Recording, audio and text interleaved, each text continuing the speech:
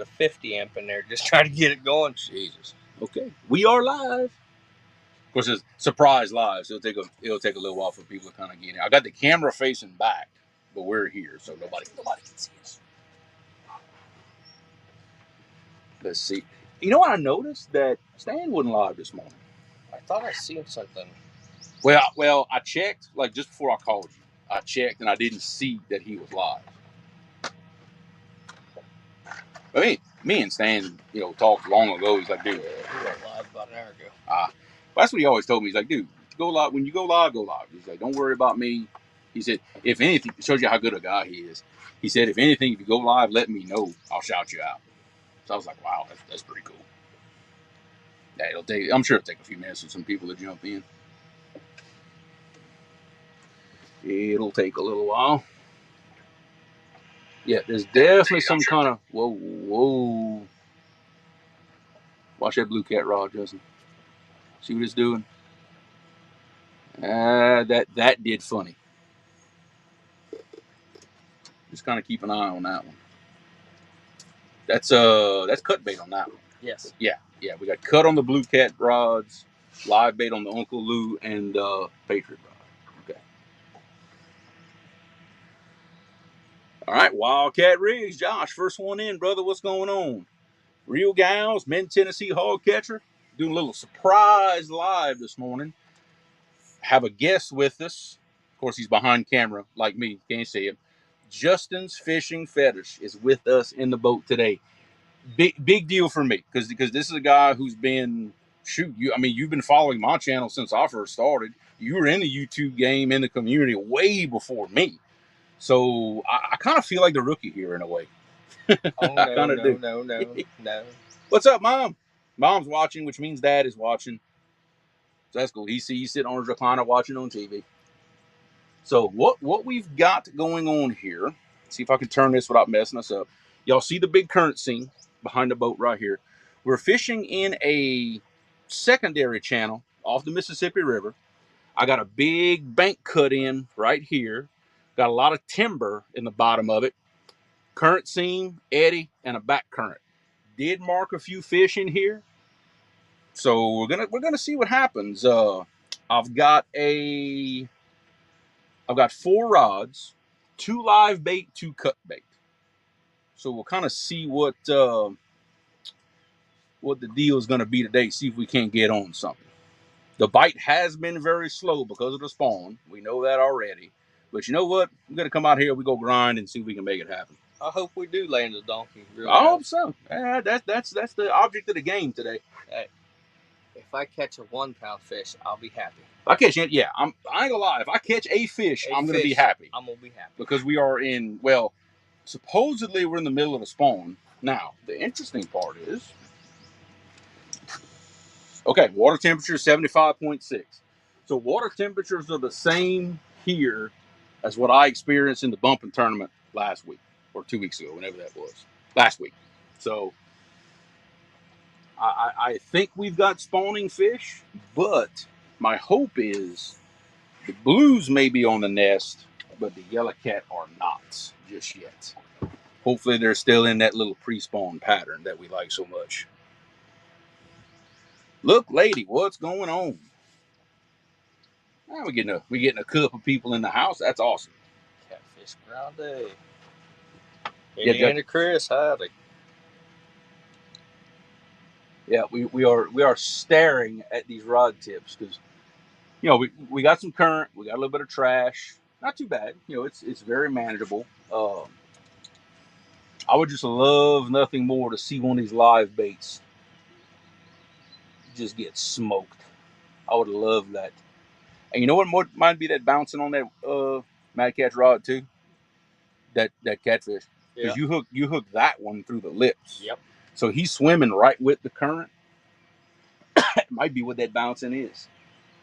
So hopefully he's getting nervous because he's looking at a big set of tonsils. That would be my hope anyway.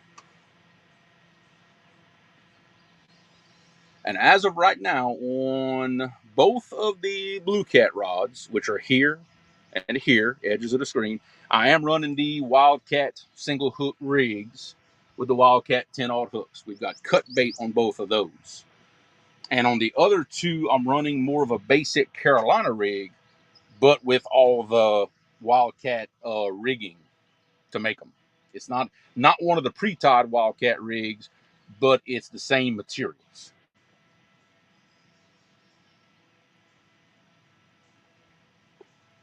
So we gonna give this spot a little time. We gonna see if we can pull a fish out of it, and if not, I've got some other places in mind. We'll just have to see what today brings us. Indiana Chris, what's happening? Yeah, if you have trouble finding seams and things like that, the trash will help point them out to you. That's for sure. But in the strong currents here, there is no little doubt about where the seam is. It is very, very, very pronounced when you come out here.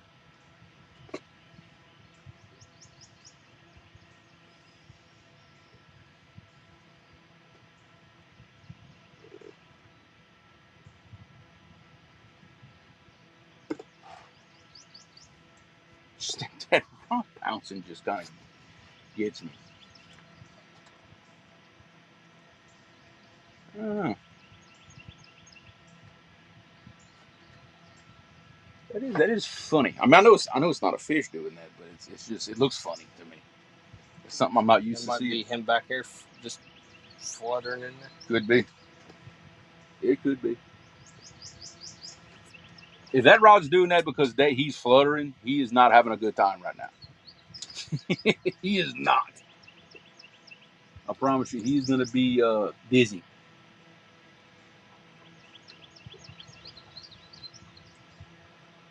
But you notice it'll flutter for a while, then it'll stop. It stops.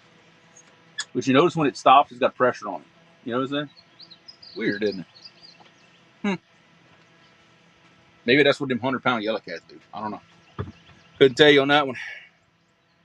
Catfish Heroes, my brother Sean. What is going on, man? Sean? We're fishing a little bit of epic territory, I guess you can say. Secondary channel, big current seam, big bank cut in, and wood structure. So I know that's the kind of stuff that y'all get real excited about. So that's what we're doing. Sure hope we can pull one out of here. Make y'all proud. Yeah, that'd be nice. Yeah, it'd be nice.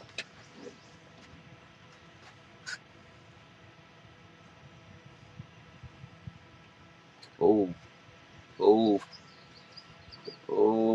Okay, nope. That's a stick or something on that line. Yeah, it's right there. Yeah, I see it. I know. I saw that slow pull down, and I got really excited for a second until I saw that stick.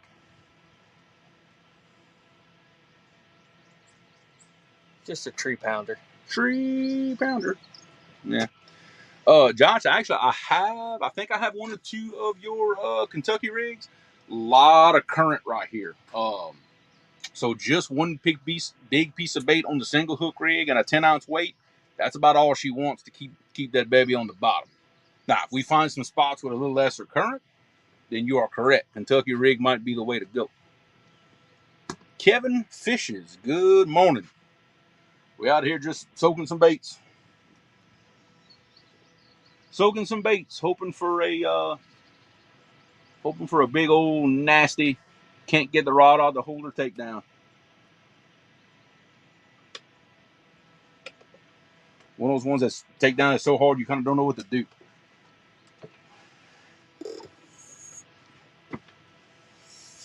Ain't what, a little breeze would not hurt my feelings right about now either. Yeah, I'm surprised at how quick it gets muggy. Well, this is a whole new world of heat for me, though. Welcome to Louisiana, and I tell you, dude, this isn't bad. It's not. I hate to be the bearer of bad news, but this isn't bad. Like this is. I'm not gonna say it's nice, but it's not bad. Of course, the temperatures right now, what, Gabe, about mid-80s, mid-upper 80s. Dude, we fished when the temperature was over 100 and more muggy than this. Yeah. Oh, it gets brutal. I'm an abominable snowman from Ohio. I'm melting already. Well, at least now you can go back and tell them boys up there, like, hey, he ain't exaggerating about that heat. Yeah. He ain't No. kidding. Nope. Yesterday when I got down here and I got out of the car, out of the AC, it punched me in the face like no tomorrow. Oh, I was yeah. like, good night. Well, and remember I warned you that where y'all are going, there's a lot of concrete, there's a lot of pavement. That makes it way worse. It does. It makes it way worse. But yeah, the heat's no joke. And look, we work. It's only 79. 79? Yeah. Oh yeah, it hadn't got hot yet. Oh my goodness, 79 degrees at home ain't bad. Well, I think, but we don't have the humidity like that. That's what, and really the humidity, like during the winter, that's what makes the cold because it cuts you to the bone. You know. I know I'm not allowed to complain about the cold. Roger's not in here, so I can complain. At least I don't think he's here. He'll probably don't even go get to play in the snow. He'll probably pipe up and start fussing at me here in a second. Like, don't you dare complain about it being cold, or however he talks. Chris, hooks and hammers. What's going on, brother? What's up, Chris? We're just soaking some baits on the big old Mississippi. In fact, that's if y'all can see way out there. It's a lot further than what the camera makes it look, but out there, you probably see a barge passing there in a second. That is the main channel of the Mississippi. We're probably, Gabe, 3/4 of a mile? I was going to say 3/4. About 3/4 of a mile back in this secondary channel. To the left over here, let's see if I can do this without messing y'all up. Those trees you see out here, that's an island, actually. That's an island, and the main channel of the river is on the other side of this. We're in what you call a secondary channel. Little slower current, little cleaner water, but there's a lot of structure in here. A lot of old logs, laydowns, you name it, it's in here. Of course, we're still getting some trash back here. Not bad, but we're still getting some. I was hoping to see some Asian carp jumping. You got to be careful what you wish for, because if you see them jumping, you will see them in your lap. Mm-hmm. And you want that? At least once. Oh, it ain't fun when they eat. Yeah, you think it would be fun, but it's not. Gabe's got bruises to show for it. Gabe just about got a bruised rib because of one jumped, and I mean like this, and just, in fact, one jumped in my boat. We were live, in fact. In fact, that's it. When I was fishing with Sean T live last year, I was chugging along, and I mean a big one. He was probably this big. Jumped across the back of my boat, missed my head by about 6 inches, hit the gunnel, then got between me and this center console and commenced to beating everything to death. He broke my key off in my ignition. Oh, wow. He broke the key off, messed up my sonar mount, like just beat all of this to nothing. And we were live. Now, the camera's facing out the front. You didn't see anything, but you could basically hear me. You could hear the commotion. You could hear me saying a few words that you're probably not supposed to say. Pontoon Jody. What's going on, Jody? Howdy, Jody. You could probably find something pretty easy. It would not be hard. And I tell you, if something happens to catfishing don't want to work out today, we may turn this into an Asian carp snagging live. That would be fun. We very well could do that. Oh, it's fun to snag them. Because I have a guest in the boat. His choice on what we do. We're gonna try to catch as a catfish, but by God, if we got to hook a big old nasty carp, I'm game for that. It would not be hard to find. In fact, there's probably some back there in the willows. Maybe. You're right. In that shallow water back there in the willows, yeah. I bet you it is. There we go. On the frog. That's what they were doing. Yeah. At those spots. The problem is I ain't got the trolling motor to keep it still. But I can figure that out. You just idle down through there and hit the engine, rev it, boom, boom, and you see them start jumping. Yeah. Usually they don't even take that. Usually you go. I can find them on side scan real easy. You find a big pot of them on side scan, you can see them. Actually, you see them sometimes like sharks with their fins out the water, and you just see them breaking the surface. Because what happens? You go in there and you disturb them. They scatter a lot. It's hard to get them snagged. But you go in, you creep up on them where they're still up in a pod. That's when you get them.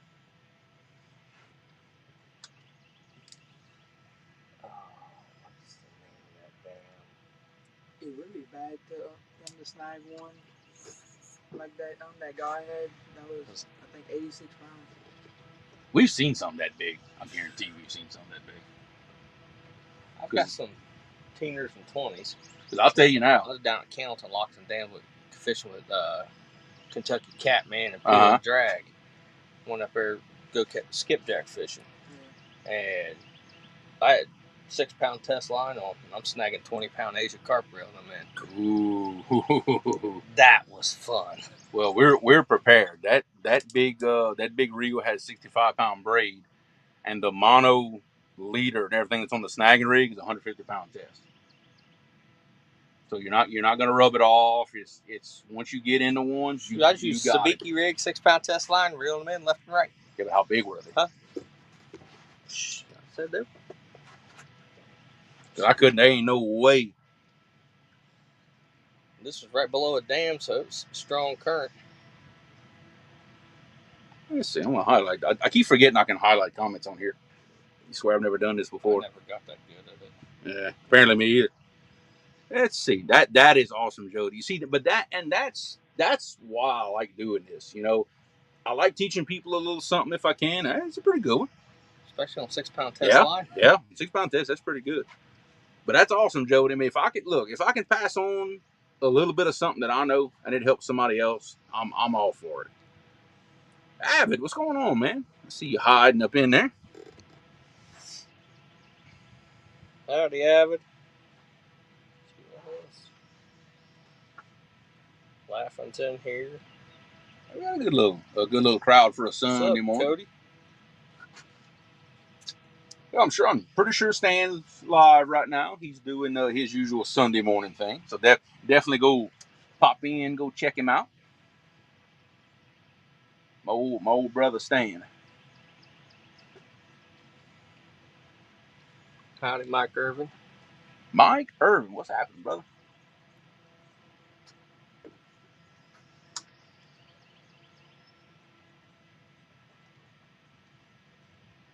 I drove like 57 hours to get here.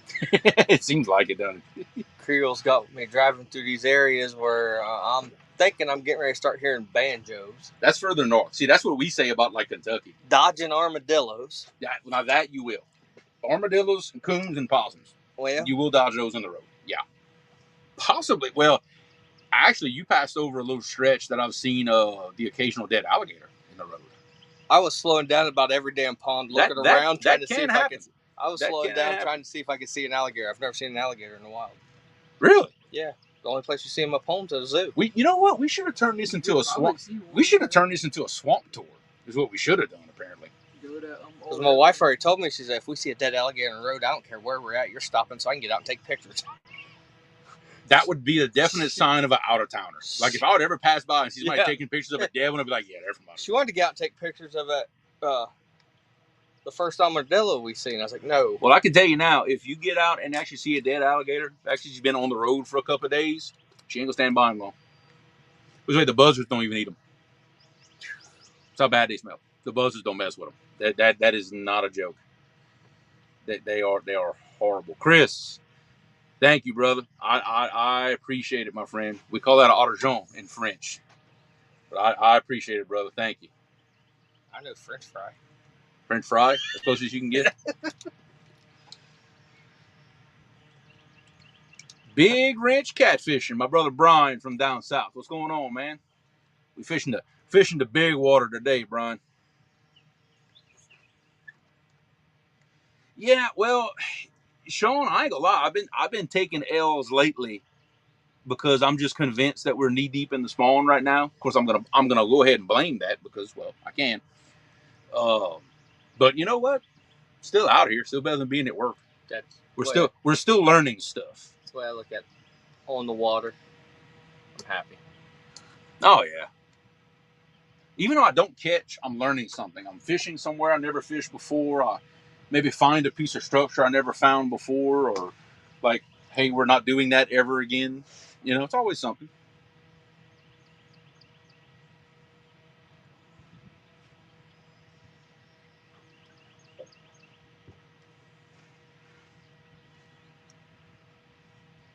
I just can't believe how bad I'm melting and it's only 80 degrees. Well, we have no breeze right now. So that, you know, a little 5-mile-an-hour wind, that'll change everything. Of course, like I said, I'm not going to start really wishing for wind, because when the wind decides it's going to blow 20 miles an hour. And then we'll have a whole other set of problems on our hands. All right, what you think? We give this spot another, I don't know, 15, 20 minutes. Yeah. I ain't gonna just camp out.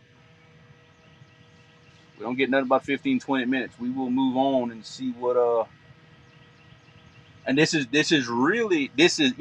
a spot I wanted to fish, but I've got some spots where some buyers come in to the main channel. That's really what I want to check out. I want to see if we have inflow or outflow. So that's going to make a big difference in what I do. Now, is the outflow better? Well, anytime you got outflow coming into the river, then where the outflow hits the main part of the river, naturally is going to be a good spot. They got one big bayou. In fact, some people around here call it Catfish Bayou. Some people call it the Narrows, but it's about a 5-mile long narrow bayou that connects the river to an oxbow lake. In fact, where the river used to run a long time ago, it abandoned a channel. And when that water is coming out of an oxbow down the bayou and dumping into the river, that spot is really, really hot. I don't think we're at that point. I think the river's got to drop more to really start pulling the water out of the lake. I think, but we're going to go see. And then I've got a couple of other ones. Y'all would call it a creek mouth. Same thing. You know, anytime you got a mouth of anything that dumps in, yeah, it's going to be a good spot. Well, we'll see if you call creek same thing we do. We went down to South Carolina, and they told us to go to Allison Creek and try that. We're driving around going, I don't see a creek. You're not going to see a great big bay like this right here, and they called that a creek. Well, what they call a creek is like what we call a finger finger that just sticks off of the lake. What we're talking about, you've got flow, like it comes out of, it's draining into the lake. You've got flow. We call it a bayou. I don't know what other people would call it. That's I guess to us, a creek is something you can cast across. A bayou is maybe or maybe not cast across. It depends how big it is. But if it's bigger than 100 yards wide, it's not a bayou anymore. It's kind of like either a river or something. We got little rivers that are maybe 60 feet across. Oh yeah, we got something like that too. That's good trout water. Wouldn't come out of the wood for nothing. Y'all marked them, but it wouldn't come out of the wood. That's what I was afraid of. Brian, my brother, I appreciate it, man. $10, man. I still don't know how to get used to the whole super chat thing. It's new to me, and I appreciate it, guys. I really do. Thank y'all. Dad, actually, we picked up some stuff. I got a dang stick in my line. See, it looks like a good takedown, but it's not. Got a stick in my line, of course. Oh, it makes it look like a good takedown. I wish it was a takedown. Oh, man. You come out. We're good. Come out. Let's go ahead and back up that bait while we're. But boy, can you imagine if we got a takedown that looked like that? You saw it? It was just. That's awesome. Some current.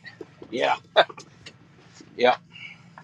We got it though. We're good. Usually on the highway, when you get a stick in it, just pulls it down nice and easy. I know. It ain't. That's why you said it's a stick. I'm going, are you sure? Oh yeah. Well, I see a stick. When I say a stick, it was about that big around and 4 foot long. But that's what it was. No, Dad, like I was saying, I actually picked up some stuff from the store this morning on our way. So I appreciate the offer, but I think we're good. Basically, my dad just offered to deliver Cajun food to the landing when we get back. Juno's. Juno's. It's a meat market that's in the town, like close to where we live. Like probably some of the best, let's say, Cajun stuff you'll find, like the boudin, the hog head cheese, cracklings, all this stuff. They're one of the best in the area. And Justin's starting to think about it now. He's like, dude. He's starting to think about it. Well, we stopped at a place in Mississippi. And no. No, look. Let me tell you something. If it wasn't for already getting off the interstate and walking in, No. I'd turn around and left. Look, let me tell you something. Boudin from Mississippi, or any kind of Cajun food from Mississippi, is like going to get a deep dish pizza from Montana. No, sorry. No offense to anybody in Montana, but no. Well, by the time we got in here and got settled down and everything, we was going to go get something to eat last night. And they rolled the sidewalks up at like 9:30 over there. Well, it's kind of like that around here, too. Chunky Cats Fishing. We have a celebrity in our midst. what's Chunky, happening, what's happening? What's happening, brother? We just soaking some baits on the big old Mississippi River. Praying for some action other than limb brim. Caught 2 of those so far. And that might be an indication that we need to get out of this trash. If that's the case. I don't know.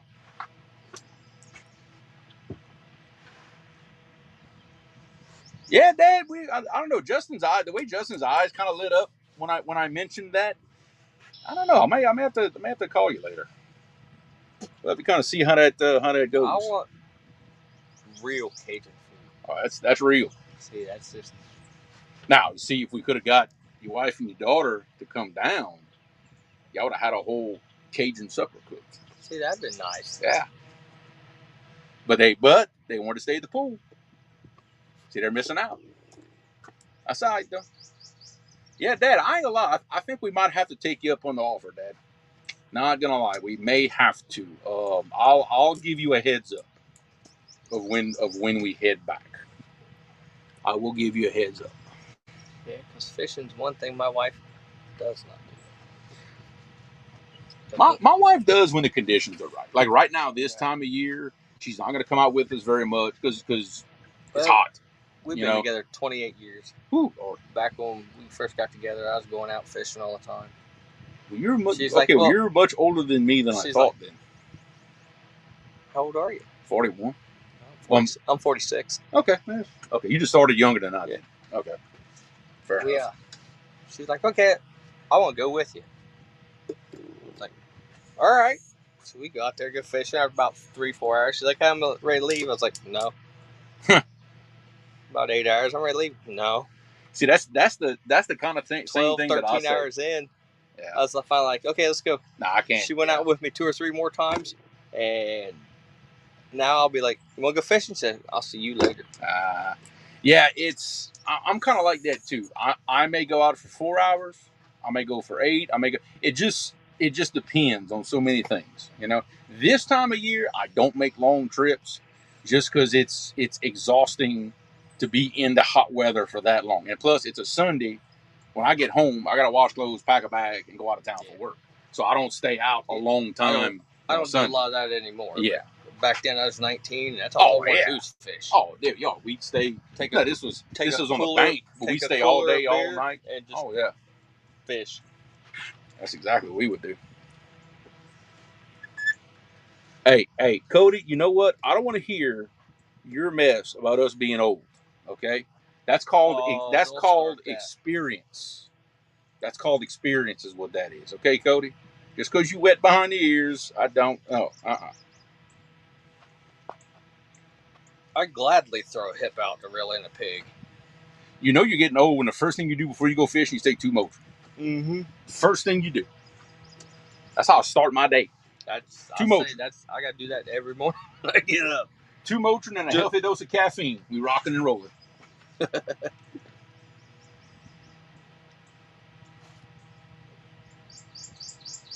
boat's swaying. It kind of moving the rods a bit. All right. We've been live for 29 minutes. So these baits have been soaking for 30 minutes. For 30 minutes. Let's roll. Yeah, I agree. Been in for 30 minutes. Ain't got a tap or nothing. Yeah. Are you?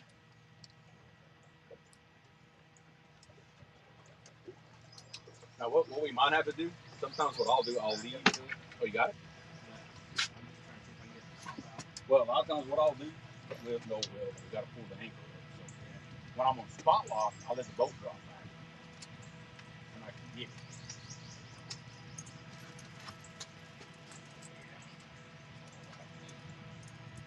I think this line is tangled time I pull on this rod, this one moves. Yeah. That's not a good sign.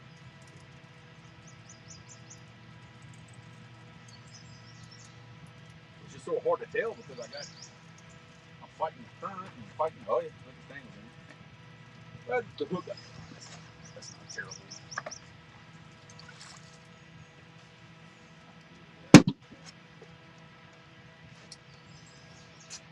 It was.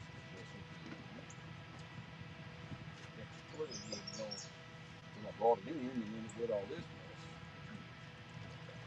mess. It's amazing how fishing line does that. You ever go mountain climbing? Bring fishing line. It'll get tangled before you hit the bottom. But we say that about extension cord. If I ever go mountain climbing, bring the extension cord.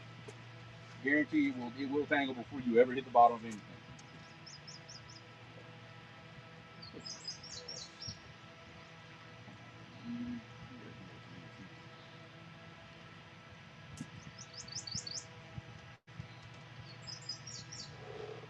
It's just looped around one time. I just gotta find where it is. Okay. All right, good here. That's yeah.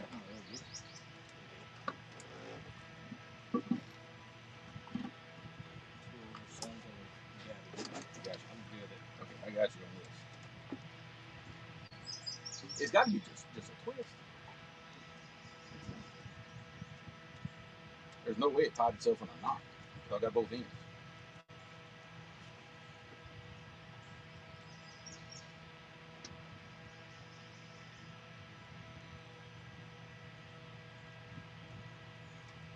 Technical difficulties.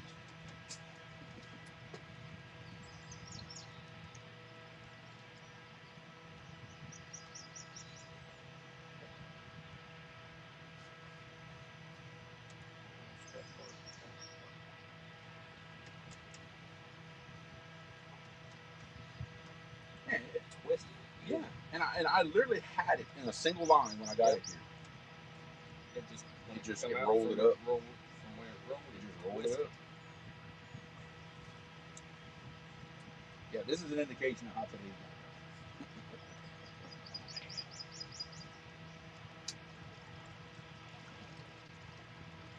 Making progress, I think.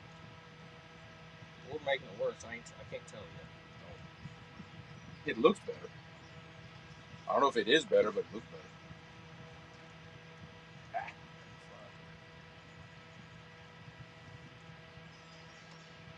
See, we are true professionals here. Okay, just want to make sure everyone knows that. You know, it looks like we don't know what we're doing. Fake it till you make it. Well, we're faking it now.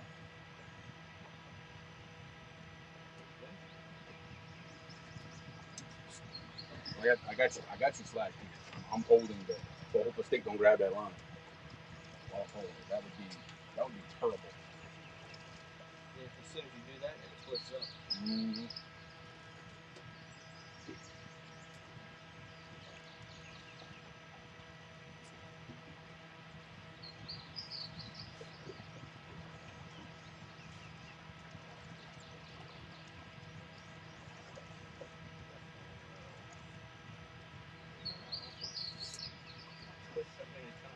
Yeah, exactly. That's kind of where I'm at. How in the world did it even do that?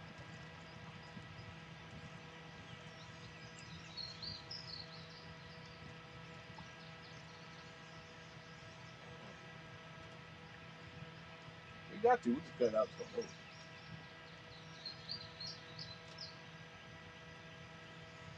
I think this loop wants to go through here. It wants to. At least I thought it would.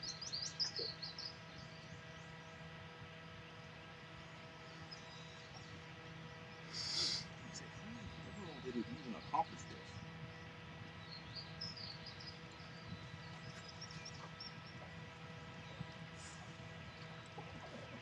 Wow. That's a bad thing. As soon as you get it, we always just cut it off. That's gonna be your best bet. As soon as you get it, loose, it goes. Okay. So let me. I'm gonna can't line it in, so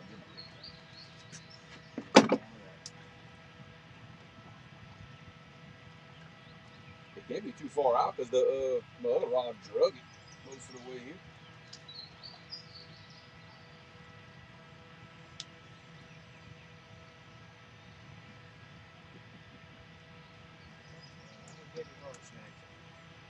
Shit. Yeah, the lines are sort of burning through my hands. Oh, yeah, no problem, man.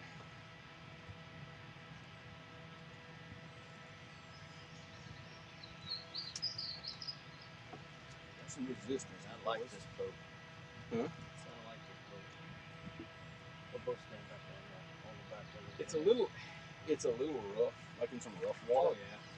But you got so much. All right, there we go. Now we go.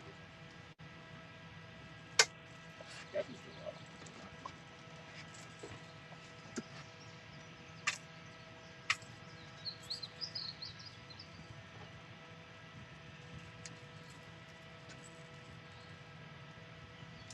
All right. Okay, tie a loop on the end so that sinker slide don't fall off, and just put him in the live well to keep him alive. All right, so we just got this one that's snagged. Yeah. All right.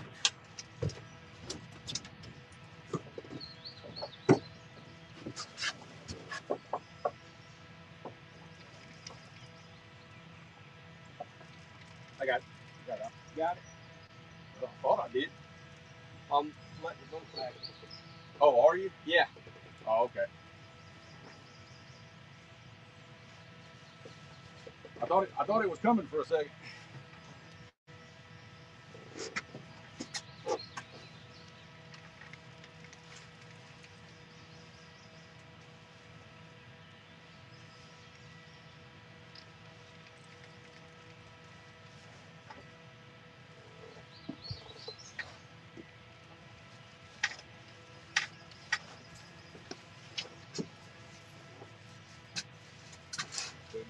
You over it yet?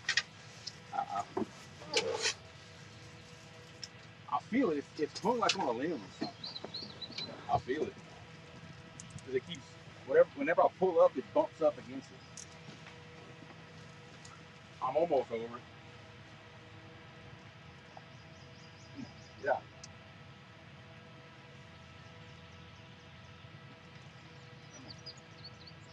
All right, just hold it there. I'm going to break it off. Yeah, the whole thing will come to me one way or the other.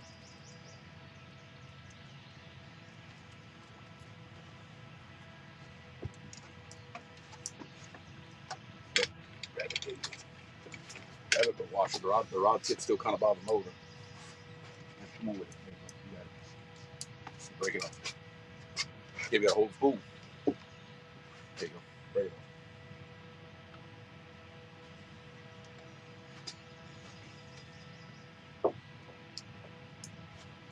Well, that 50-pound Annie don't want to break, don't it? Oh, Andy's a beast.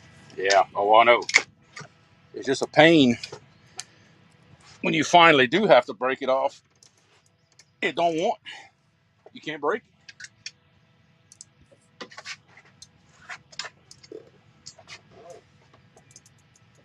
You want to cut it? I can't get it to break. I may have to. I can't get it to break off. Shoot,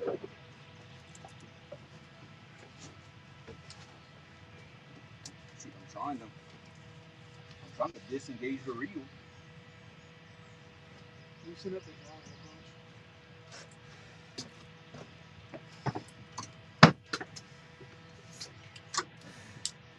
All right, just cut it.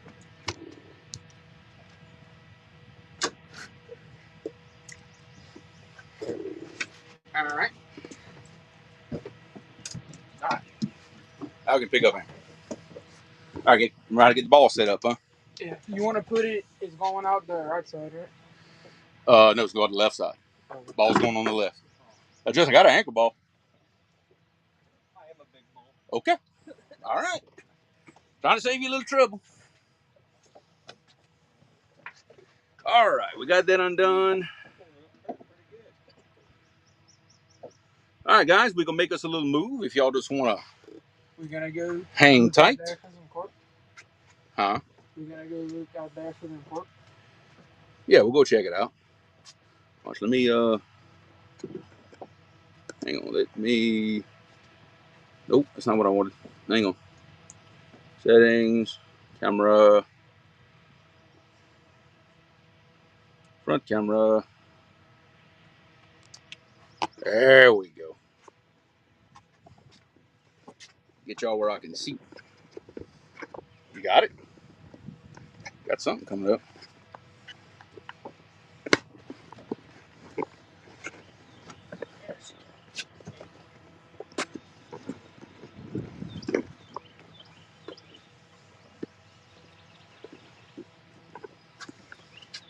I want to get the boat in gear because it's starting to go back. Yeah.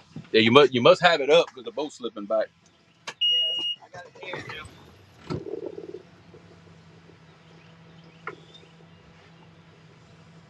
See, guys, this is why we use an anchor ball.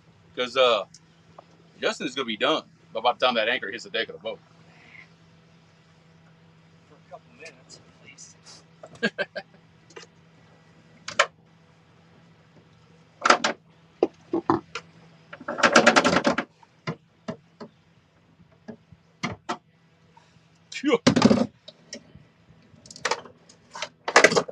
Knot it up.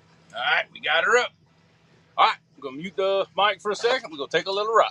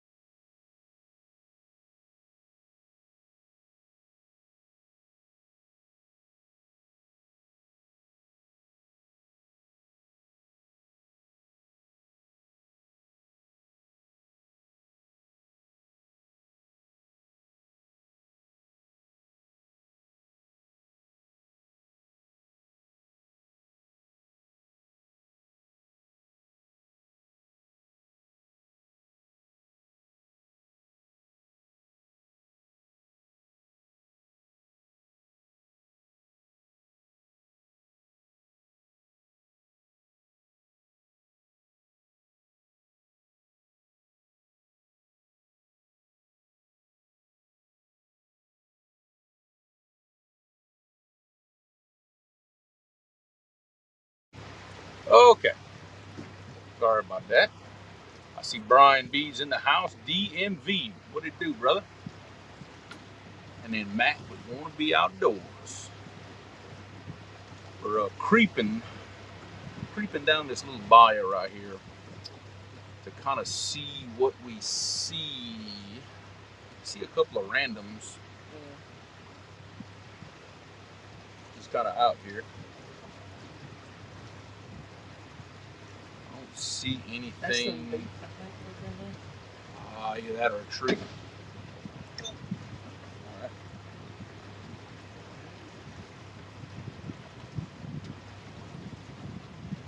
Yeah, let's just creep in here and just see what we see. If I don't see nothing I like in here. 922 Crappie Barbecue. What's happening? Somebody asked me earlier about what size line I use. I have the yellow line is 40-pound Suffix. The blue line is 50-pound Andy. Yeah, there's a lot of structure back here, and look, there's some fish on this old treetop. Look, see them? Yeah. See right here? I don't think it's catfish, but there's some fish in that old treetop. Probably some sac actually. It's probably what that is. Now, here's the trick. Where's the current going in here? The current's going this into it, ain't it? Yeah, it is. This current going in. Okay. I kind of figured that. We're not going to creep real far in here. I just want to come check the first little bit. See what we see.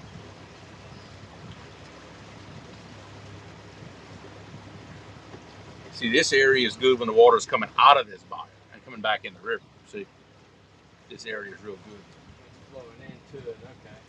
Yeah, see, right now it's flowing from the river into the lake. Yeah.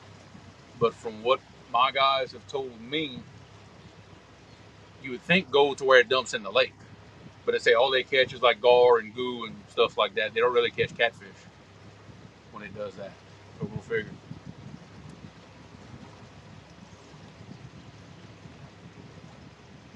Now, where do the alligators hang out? This would be a good place to see some. I ain't gonna lie. See, alligators don't like current. They don't like that. They like still water. So you're not going to see them like out in the main part of the river like that. You're going to see them like in these little backwaters like this. Now, like Gabe said, I mean, we call it Old River by the house, but it's actually a little lake. Kind of looks like a river. That sucker is full of gators. Yeah, you never lose sight of them. Oh yeah, you can't go anywhere without seeing them. All right, guys, we ain't got nothing going on in here. I mean, I see a couple of scattered ones here and there, but it ain't enough to make the trouble of trying to set up. You know what I mean? Ain't quite worth it. So, oh yeah, there's definitely a current coming in because look, it's a big current. And now that I've turned around, I can see it. Dude, current's probably, I don't know, 1 mile an hour coming in here, maybe something like that. Not a big current, but it's enough. Like when I turned around, I felt it. Because look, I'm having to run that fast to still go 5 miles an hour. Okay, so we'll creep out of here slow. I don't want to disturb them other fishermen. We'll creep out of here nice and easy. Try our best to be respectful of everybody else.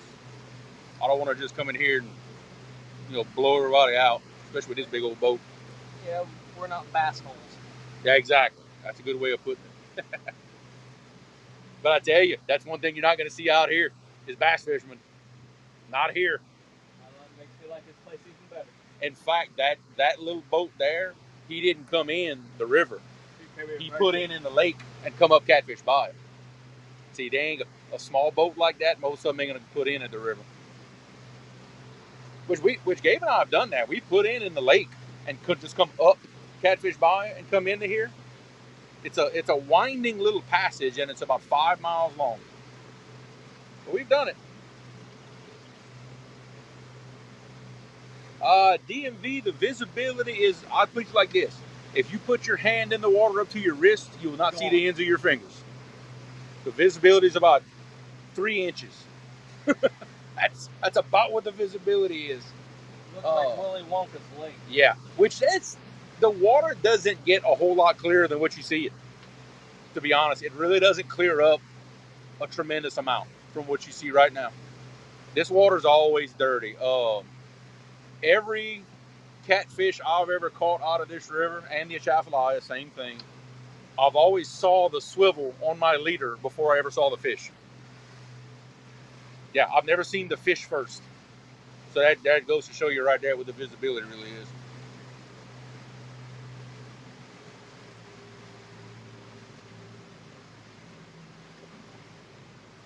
Yeah, see, that old tree is out here. There's a big bunch of treetops right out to my right. We just passed over them, and there's a bunch of little bitty fish on them. I bet you some sacklet. Just steady treetops, all right here, all underneath my boat right here, from here to here. It's steady treetops, and look, it's some little bitty marks though. So Yeah, that's probably not some catfish. Or if it is, they small. yeah, no, they ain't catfish. Way too small. They're little specks. Little bitty specks. Yeah, it's like some saccharine or something. Let's see, Jerry is telling me, wait, let me see if I can highlight this, that I got a bunch of debris coming down to Mississippi in a few days. Well, thanks, Jerry, for sending that our way. I appreciate that. John Boy. Well, John Boy, that's what I was going to do, was fish at the mouth where it runs in the river, but we got an incoming current, not an outgoing current. And when the current's coming into this bayou, the blues or anything won't stack up right here. The water has to be coming out of it into the river to make this a good spot. We're going to make one more little scan across the mouth just to be sure, but I'm not really expecting to see anything. We'll get a little bit further out in this deeper water, and we'll see what we see, and then we'll move on to the next spot, see if we can't find something.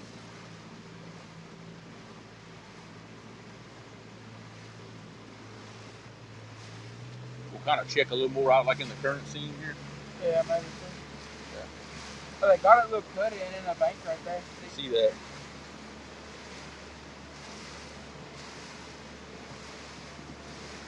Yes, we're getting to the hole now. We dropped from 30 foot down to 50 foot quick. Yeah, see, normally I see fish in this trough right here, but they're not there. Well, like I said, it's an ingoing current. Even though the river's dropping, it takes a lot more than that to make those fish come out of it.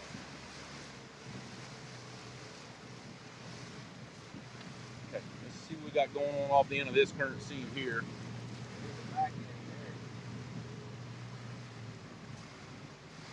Dang, current's pushing my boat so fast.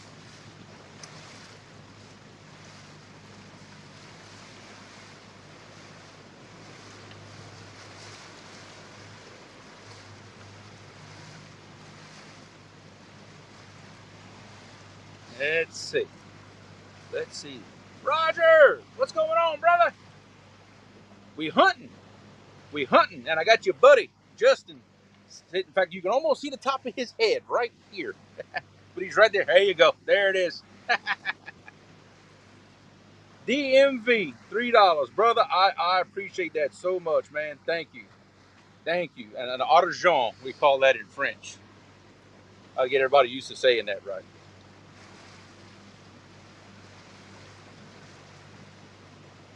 All right, nothing there. All right, now we're going to deep water. I like how you say 50 foot ain't deep water. Huh? I like how you say 50 foot ain't deep water. It's not. I hate to tell you, it's not.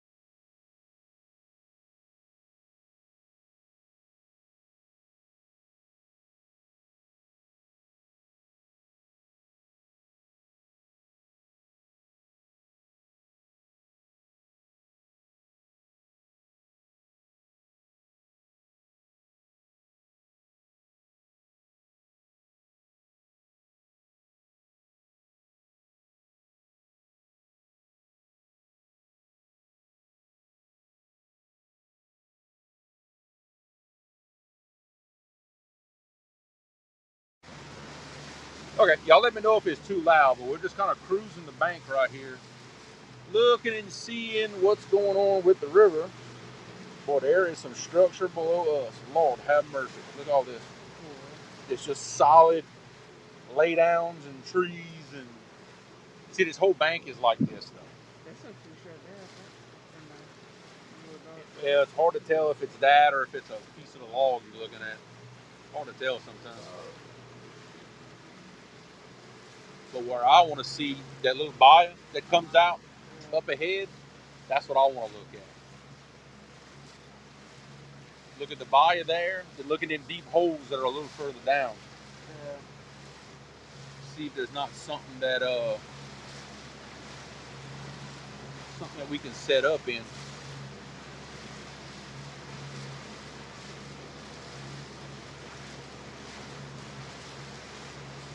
See, I already lost one of my 10-ounce weights. Yeah. First setup, I lost one of my 10-ounce weights. Can't win, I tell you.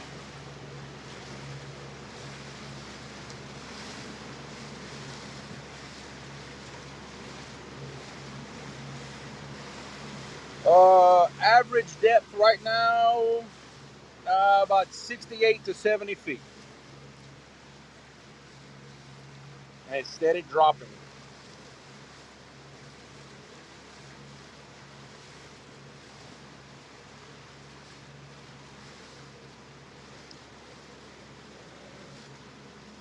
Downtown Ernie Brown, Mike Costello.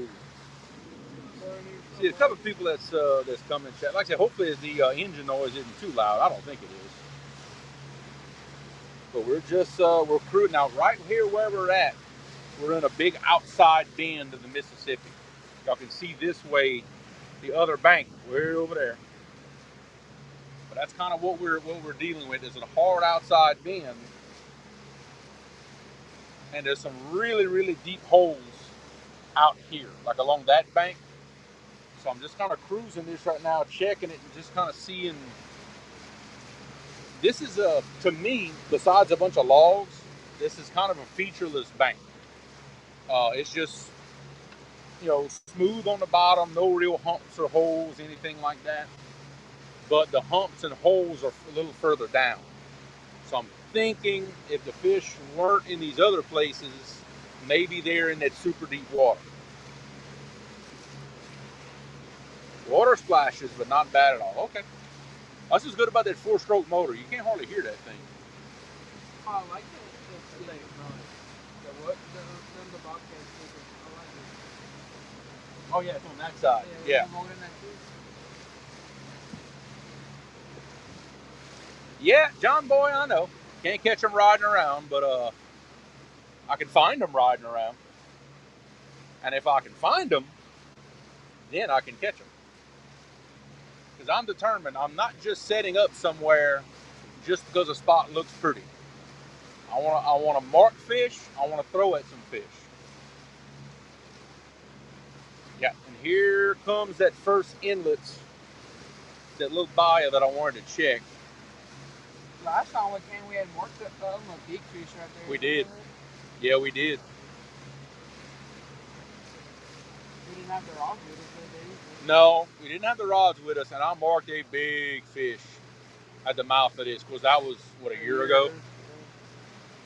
Can't exactly go by that now. Okay, the boat is in 71 feet of water, well, 72 feet, but it's going to jump up real sharp at that entrance right here.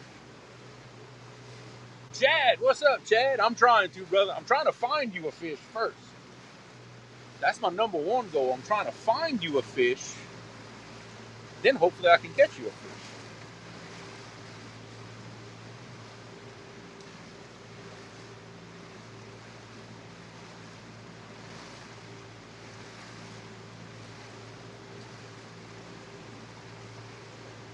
But there's a big piece of something right there. What that is. Oh, it's just a bank that does that. See, it jumped up real fast to 40-something feet. You notice that? Yeah. There's some logs. There's some junk out here.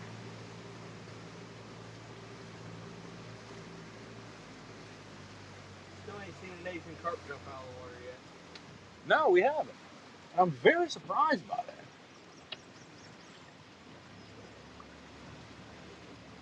But we could have gone somewhere you could have snagged all the carp you ever wanted below that dam. If we go to the hydrant. Oh Lord. Well, no, by the old lot. Oh yeah, by the whole lot. Yeah, by the low seal. Go by the low seal, get in that pocket behind that wing dam. Lord have mercy. We can't get there from right here. No, not right here. We'd have to, Well, you can, but you have to pass through the dam, which that would not be a good thing. That would not be a good thing. Either that or load back on the trailer and put in at the commercial line.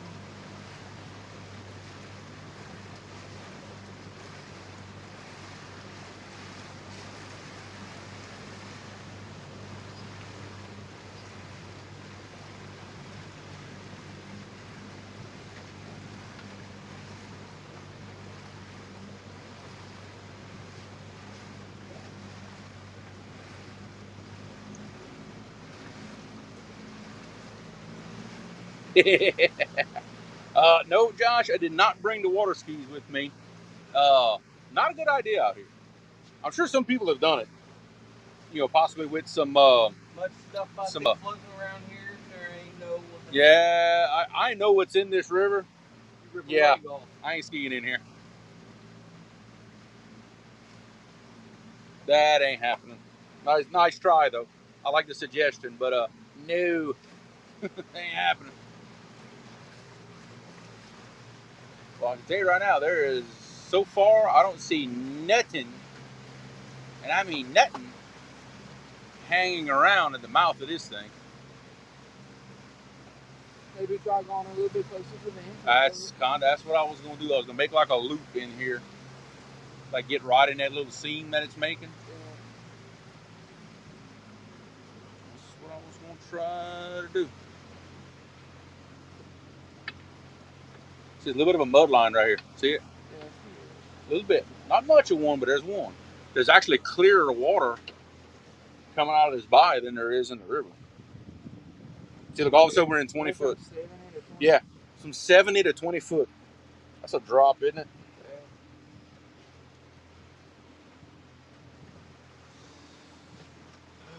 Let me study this real careful here. Man, there's some laydowns down there, and I tell you what, just some scattered bait in here. You think that's carp or some like shad and stuff? It's probably shad. No, there's a big ball in. Yeah, but that's wood. See, looking on the downskin. That's wood. There ain't nothing hanging around this mouth. No, I mean nothing worth setting up on anyway. Okay, moving on. Man, I tell you guys, the fish are hard to find today. Because this time of year, you know, we struggle with finding fish this time of year. So this does not come as much of a surprise to me that I'm having trouble finding fish.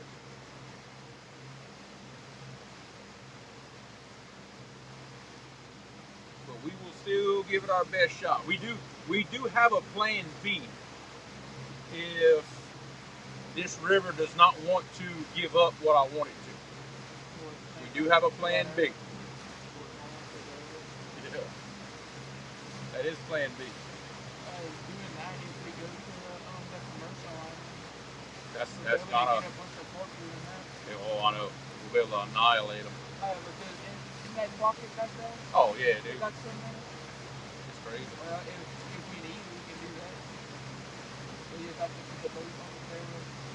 Yeah, it wouldn't be nothing to make a move. It takes us 30 minutes. Right? It'd be long.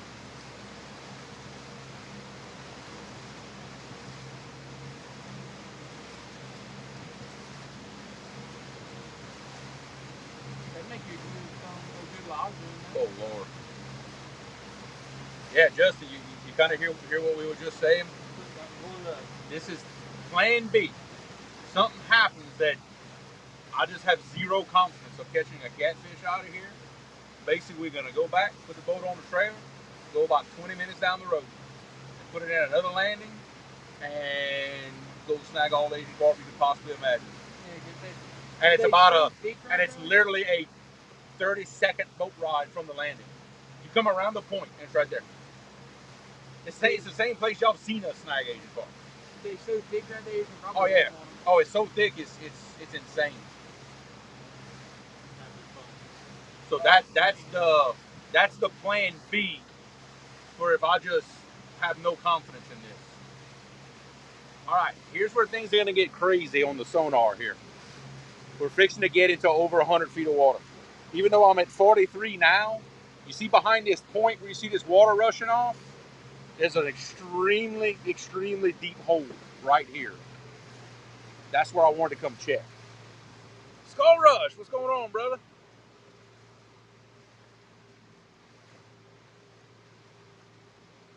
Watch this. It's just gonna plummet right about here. Does he fish around here? Skull Rush? Yeah. No. I don't know where he fishes at. I'm sure he'll put that in chat for us.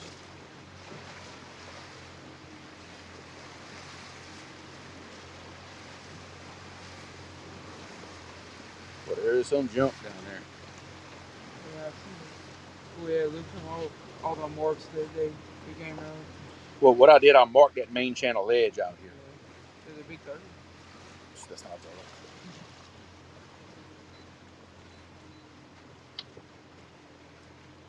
See that hole? See that one of them holes is out here.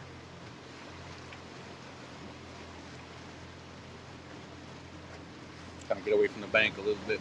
Yeah, look, you can see it's starting to drop. Yeah, it's starting to drop. It must be a little bit further out. It is. It is. We're fixing to get into it.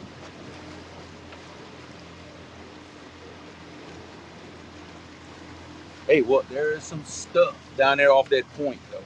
Yeah, they got a bunch of trash down there. Yeah, I'm really thinking about saying the heck with it and throwing down in that trash. Because what's bad, there's so much stuff down there, I'll have a hard time marking anything. Yeah. So I'm just cruising this old ledge, and look, there is stuff down there. Just, structure down there. But I ain't marking no fish, though. Man, I tell you, this is huh?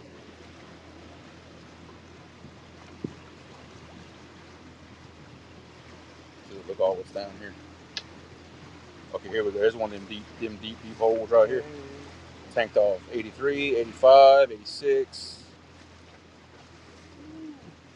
Yeah, 86 feet of water right here. But there's nothing down in it though.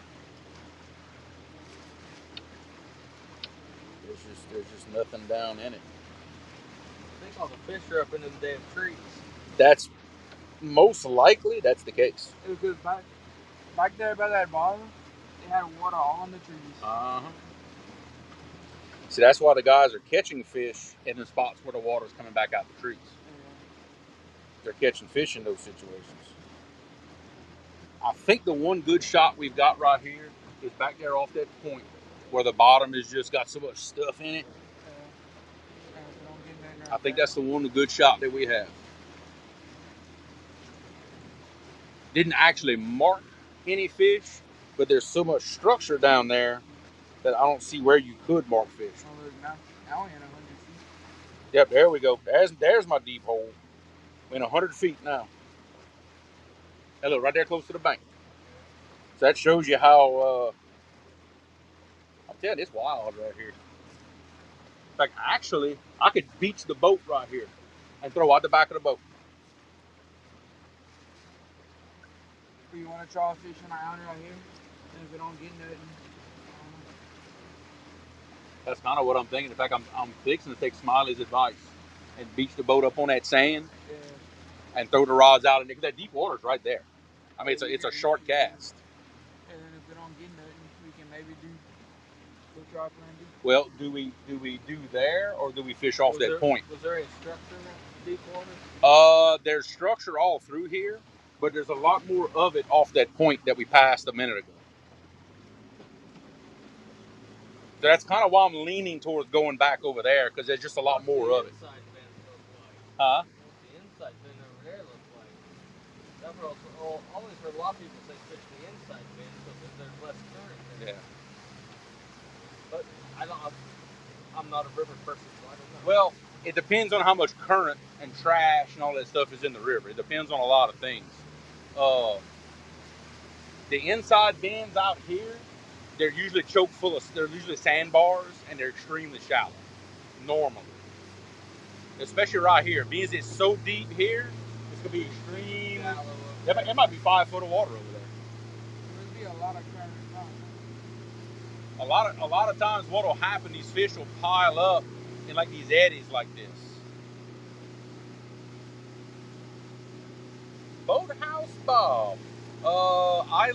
Right now we are fishing between, you can say, Simsport and St. Francisville on the Mississippi River. I'm just upstream from like Morganza and St. Francisville. But I live close to Simsport, Louisiana.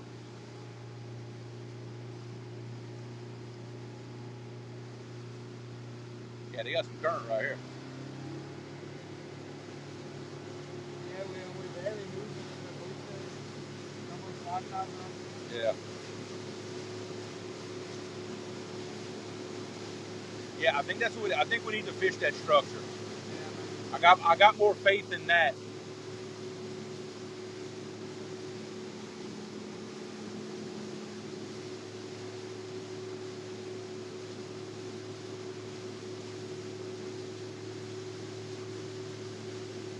But see, that's what Smiley and them do.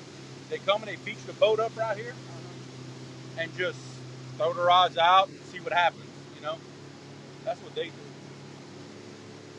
We're trying to be more precise than that. Trying to be. I ain't saying we are. We're trying to be.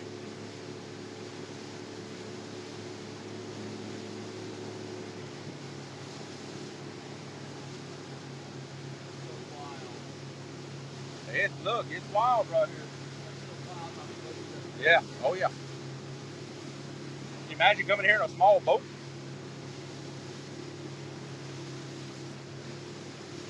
That's what. Right about now, that's when people start they start puckering a little bit. Because you don't feel it when you're going down the current. You really feel it when you're heading back into it. All right, Gabe. We ain't got the trolling motor to help us.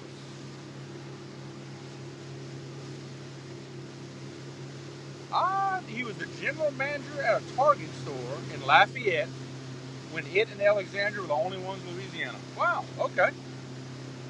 So you know the territory where I'm at, then, Bob. You definitely know. See, I live close to the Walmart in Marksville now. See, I'm not far from that. You want to throw the anchor? Yeah, I do, but I want to make sure we can throw it and the boat stay straight. Actually, I'm about tying off on that dang hog. I don't know. Let me see. Hang on. Let me. I need to see what's going to keep the boat straight. That's the main issue we're going to have here. There's a little bit of breeze out here too. Yeah, they got one right here. Yeah, you're in that open river, so there's any little breeze blowing, you're going to catch it. It's super comfortable right now. See, we need to be fishing like back here behind us, and over here, where that fast water is. If we tie on that log, we'll be able to throw like a kind of scatter. See, actually, we're in a little bit of a back current right here because it's pulling me towards this current scene. Let's see. It's a little shallow, right here. Yeah, well, yeah, it's shallow right here. Beach right up against that. I'm starting to consider that. That might be the way to go, dude. That's a tree right there. Uh-huh. It's an old cypress tree. I really think that's what I'm gonna do. I'm gonna beach the boat in that mud right there. It'd be easier than doing anything else. Yeah. We got a current scene Yep, I think so. But I can tell you now, it's deep water right out there.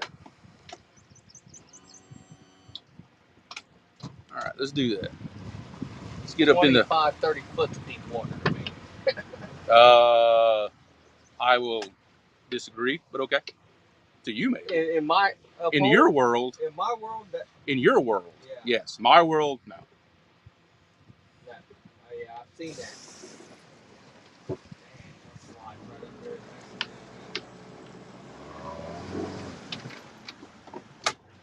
That ain't going nowhere.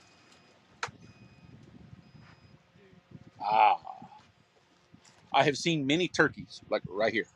Really? Oh, I yeah. still have the pictures. Oh, yeah. Oh, do you? Yeah. When we were here last time? All right, guys, we are beached up. Sean T, what's up, brother? All right, guys, let me swap my camera back so y'all can see what we're looking at. Yeah, this was last year. Now, the water was much lower at that point. Yeah. I say much lower. What, about 10 foot probably, game? About. All right, now y'all can see the back of the boat here. What beach you want? All right, we gonna get set up. Still And definitely.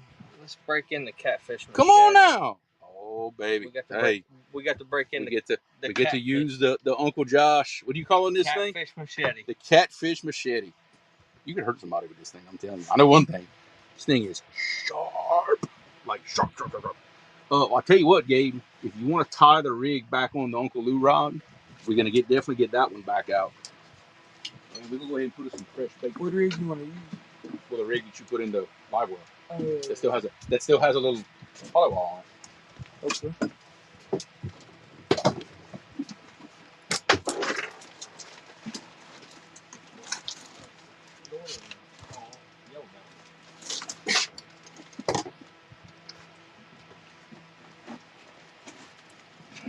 Get off there. Get off of that. Yeah. We're going to upsize the baits just a bit. Good Lord. That thing is sharp. Wow. That is incredible how sharp that knife is. Jeez.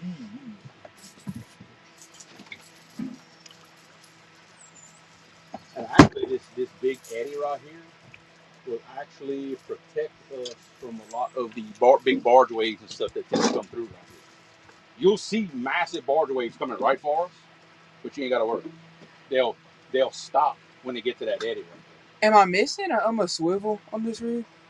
No, because the sinker slot and the bead goes on the line. Oh yeah, I see what to do now. I don't know if 10's gonna be enough. I'll be honest with you. We'll find out. And look, let some line out, and this will do this with it. All the bait's gonna be here.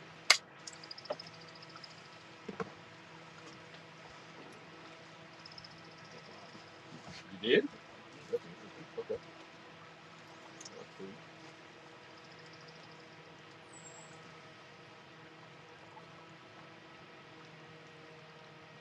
All right. Find the crease.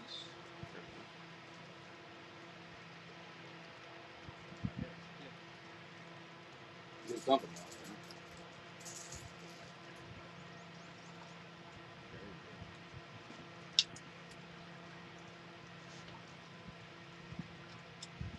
Got it.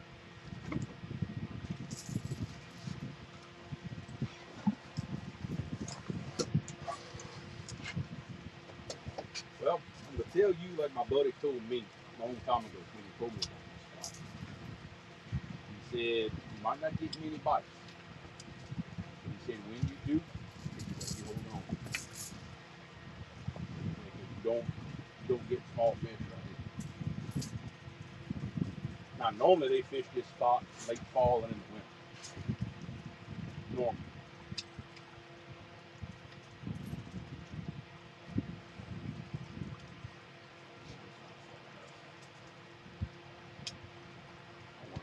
Out there. Do I have to pass the hook and everything through the loop, right? Yes. Now, if you don't want to do that, you just tie a regular knot because you got that bait on there. So. I'll show you another knot. It's called swivel knot. Hold it like this. Go underneath and around. Set right there, buddy. Go underneath and around 3 times. Like this. And come up from the bottom. And back out.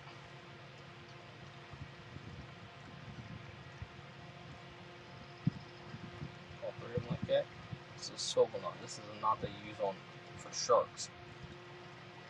And just tighten it down and then cinch it up.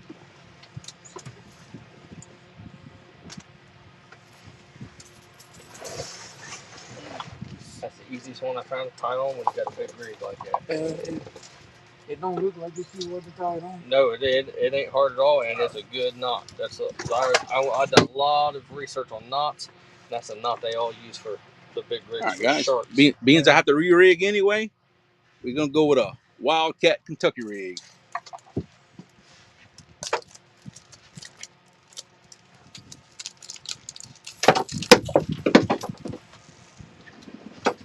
Do you want another live bait on the on another rod? Actually, I'm gonna put a live and a cut on this one. I'm gonna run one of each, which is the beauty of a double hook rig. So I'm actually inexperienced with the whole double hook rig, but ever since I've been using these Wildcats, I'm kind of starting to like it. Kentucky rig? Oh yeah, I like them. Well, you've ever seen Josh's Kentucky double hook? When he first got into the thing, when he first got into it, it's awesome. I won some of his rigs. Ah, okay. Yeah, it's pretty awesome. I caught a couple 40. Oh, there we go. Yeah. Caught a couple 40-pound flathead first 10 minutes on line. Ah, okay. On his rig. We could throw a live and a cut bait on this one. I put the live bait on the bottom hook probably. Probably, yeah. Because putting them on the top, he'll tangle up everything. Got the weight off the bottom. Yeah. You put the live bait on the top rig. That way it's farther up off the ground, off the bottom, so it's got some room to move around. Put your cut bait on the lower rig.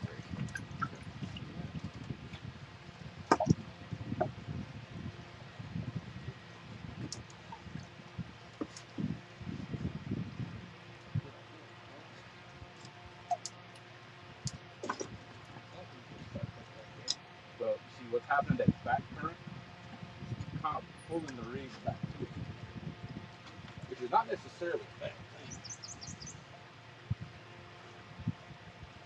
thing. Because if that's where the baits want to settle, well, then that's where everything else wants to settle. Now, being as I'm running my Mad Catch rod on this one, we're going to run some more weight on this one.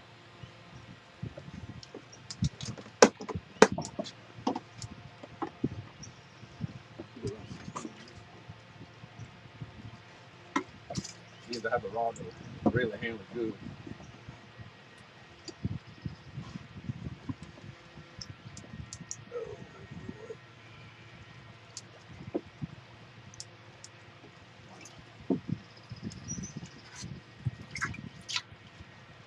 Go big. That's so big. I've caught the 20 pounders on this. Yeah. I'm telling you, they greedy around here. Yeah, I'll caught 20 pounders on a bait that big. All right, Gabe. Hook me a live bait on this one. One.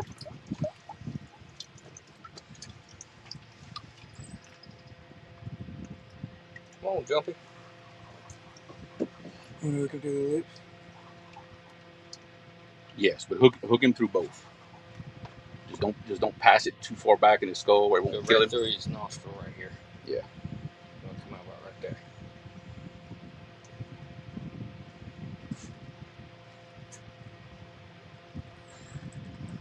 Got it.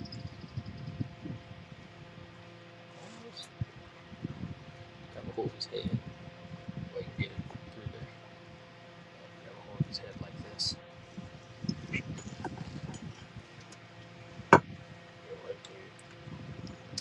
There you go. Right like that.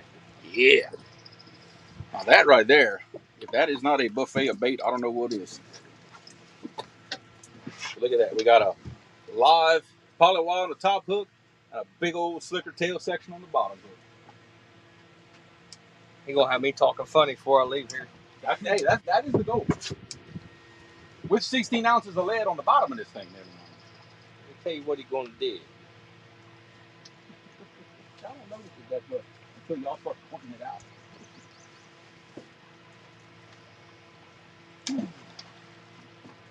I go to cinder block. What gets me though is Dave's accent is stronger than yours. Well, there's a couple of reasons for that. One is I do a lot of training for a living. People all around the state. We don't want to all talk like this. I've got to where my accent, and I don't mean to do it, but it softens. It just I can't control it when I'm on camera, or I go in like this teaching mode, and my accent softens. So that's happened to me over the past 20 or so years, and I've worked a lot in other areas of the state where people don't talk like this. They talk what I call it more of a redneck accent, and it just kind of changes. Although I already don't like it.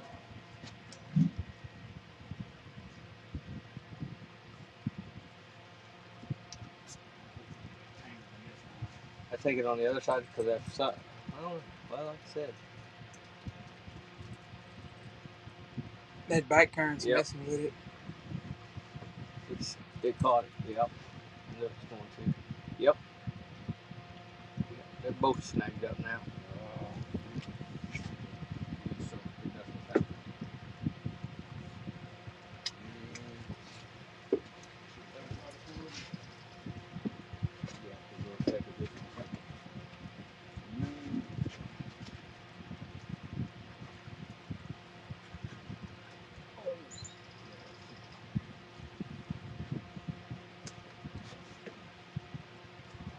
Whatever they're hung up on.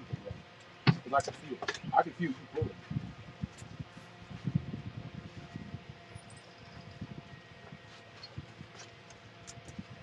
I'm telling you, that dude. Yeah, I can, whatever it is, you're pulling on it. I feel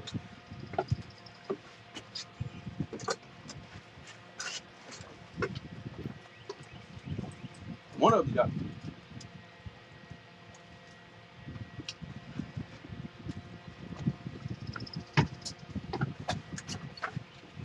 Something gay. Something gay. Oh, something gay. I don't know what. Something gay. Okay, I got no tension on mine left. Broke the sinker off. Dude. Look. It snapped, it rotted. You got your rig back? Okay.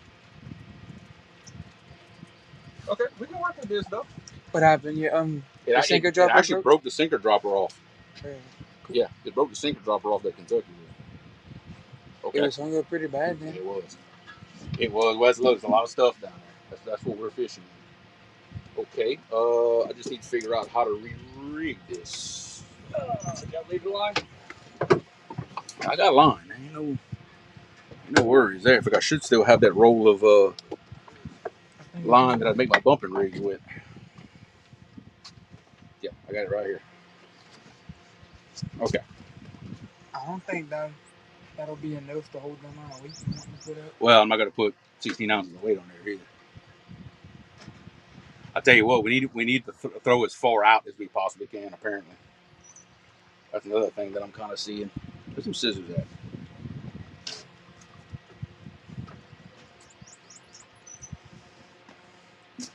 Yeah, let's see if I can do something with this. Let's see what we got here. I actually feel like just cutting this off. I'm just cutting this one off. This second hook.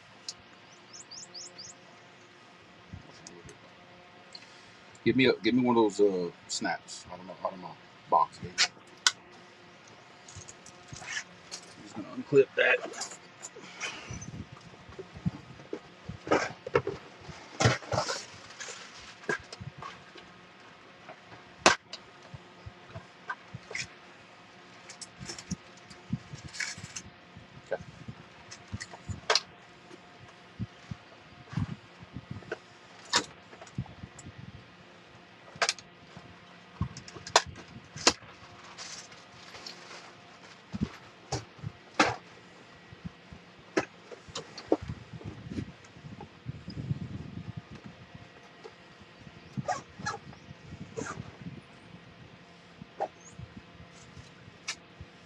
Okay, good. I'm just gonna put a 10 on this and rock and roll.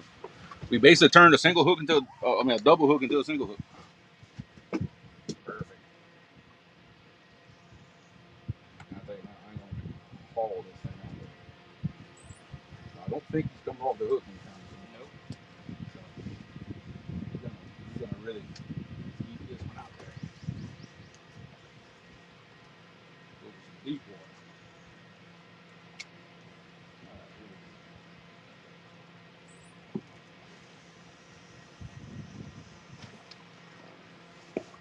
That little polywall is upset. Thought about that. He just went.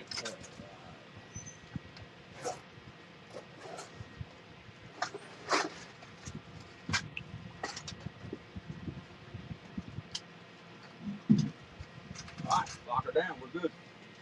All right, we're fishing, boys. We are fishing. Took a little while, but we're fishing. Stonefly, what's going on, brother? What's up, Stonefly? I went down to Lance. Ohio with him a couple weeks ago. Oh, cool. Lance McCouguy, Catfish Viking, Betty Jean is in the house. Well, we got to catch a fish now. Betty and Jean's in the house. We ain't got no choice. We got to catch a fish now. I guess I'm gonna swap these two. See how this rig wants to go to the left? Well, this one's shorter than the one you can route. Yeah, in fact, look, we can put that in all the way to the left, I believe. You see where it wants to go? Yeah. Yeah, you can put that sucker all the way to the left, if that's what it wants.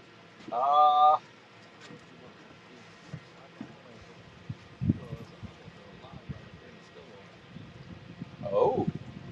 Okay. Well, now you're getting the Ohio side of it. Okay. Like shallow. Whoa. Like I said. What's breaking right here? I don't know, but I'm putting something live right to where that jumps, where I'm going. That's a jig rod. That's probably a jig rod. Yeah, if you want to move those two over. Now, hey, I also have a rod holder up in the front that you could throw and put right there. I could do that. You could do either one if you want.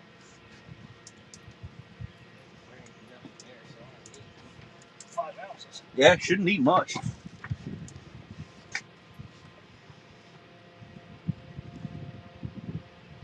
river boys like to hit that deep stuff. We do. I'm still from Ohio.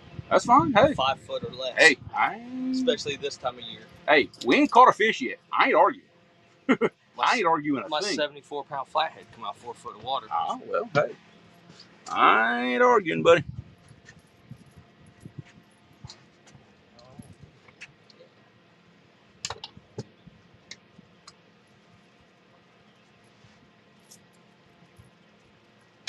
See if we get a bark bite. Yeah, maybe so.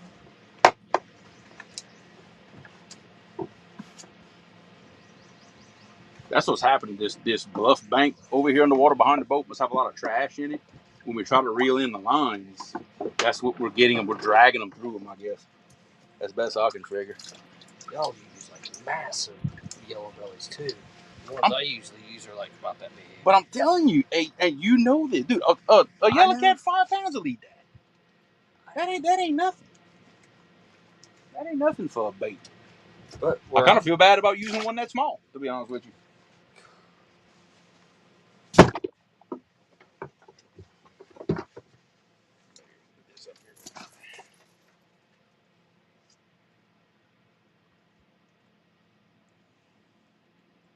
Because the way I see it is, we're always in big water. Now, with a live bait, that's not the case. But I want to put a lot of scent in the water. And a bigger bait is just going to put more scent in the water.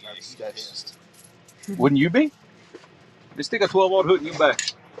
You might get a little upset yourself.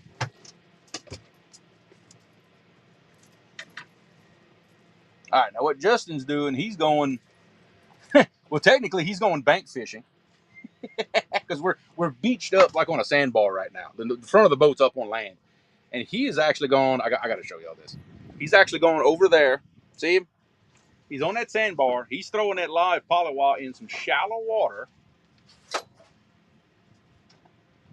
And he's going to bring this rod back. I have a rod holder here on the front of the boat. And he's going to put it in that one and see what happens. So, yeah, we got rods like all around the boat. Yeah, it is. That is a hard current seam behind the boat. We're in an outside bend, and that's the full force of the river you're seeing. Now, just keep in mind that's a heavy action rod. So, and that's in fact those big cat beaver heavies, they're pretty stout. Yep, I've got 3 of them. Oh, okay. You know those are actually given to me. That one and that rod, I got another one just like it, and those 2 pin squalls were given to me by a very good friend of ours, Lee Reed. Real. Yep. Because he told me that, but this is before he was putting his own rods out. This is before the Uncle Lou rods were a thing. He told me that he's got these and they're way too heavy for what he does. Like they're just way overkill.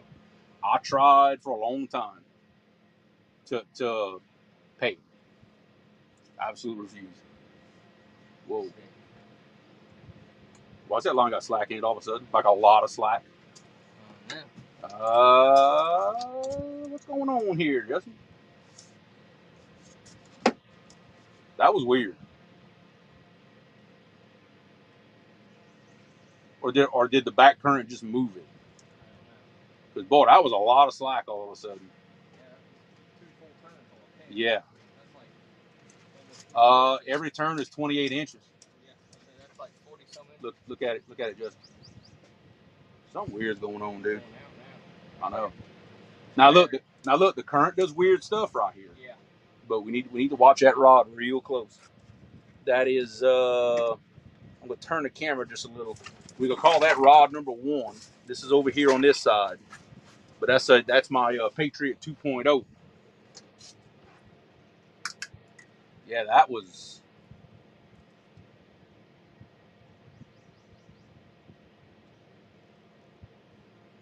That line's going way out now. There we go.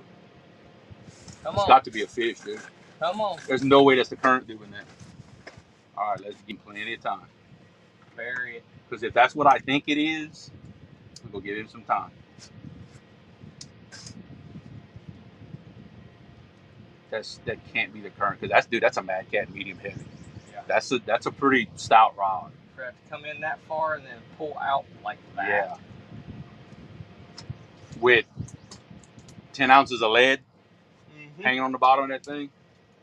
Yeah, something's definitely going on. We need to watch that. I'm getting excited now.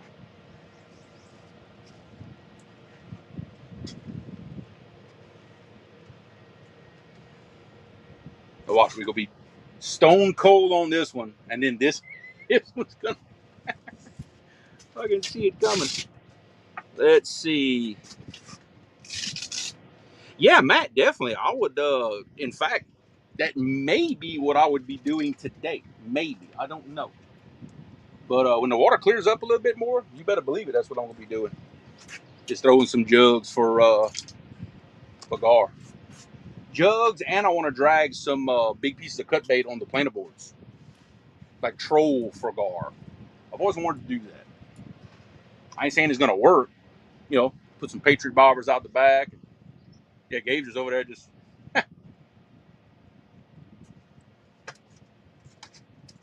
Gabe's over there just chilling.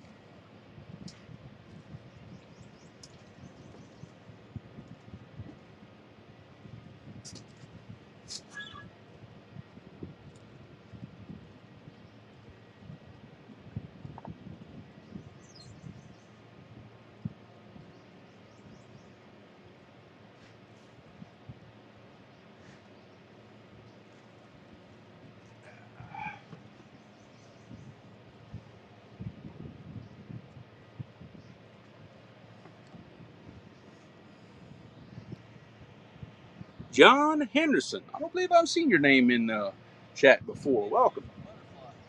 John, I can tell you, big fish have been caught in this spot.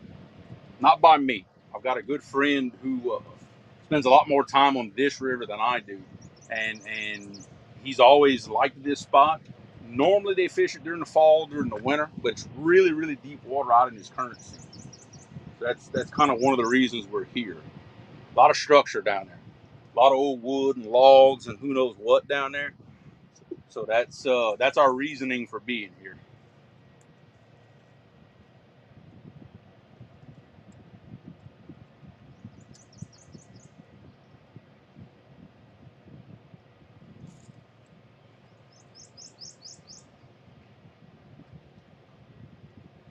We're just gonna hang out.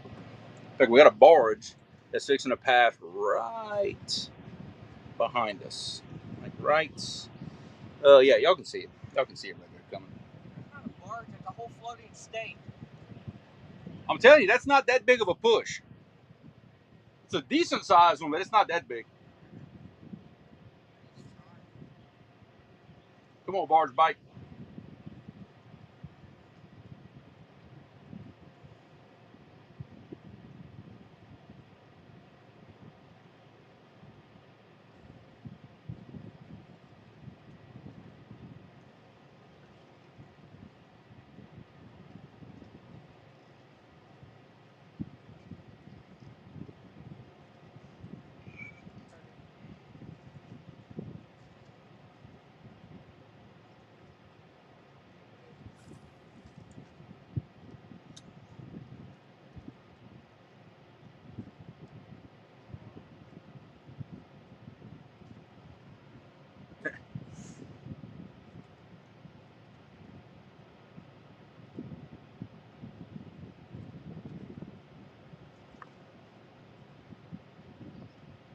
God, that patient rod got me wondering what in the world is going on, you know?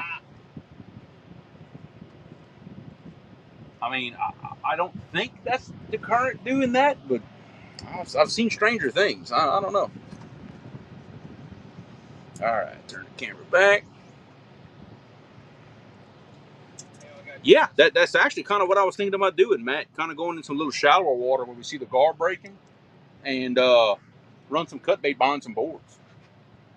And like maybe run like one or two of Patriots bobbers like way out the back. Kind of what I was thinking. I don't know. It's kind of I guess a crazy idea, but hey. Avoid getting to skip a rock on the Mississippi River like Huck Finn. I know, right? I got news for you. Don't skip a rock towards the current scene. Skip it that way. You ain't skipping it that way. I got 2 skips out of it. Yeah.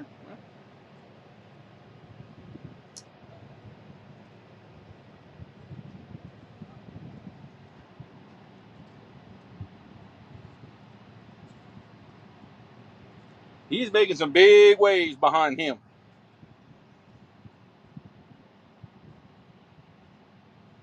Yeah. Big.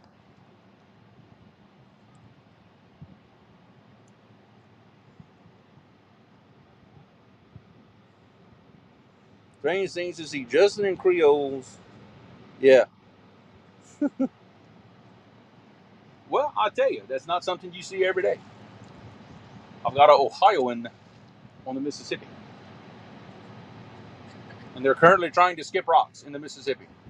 Hey, I skipped a rock. There you go. You can say you did it. I'll say I did it. It's hard to do with a torn rotor cuff. It is. It is.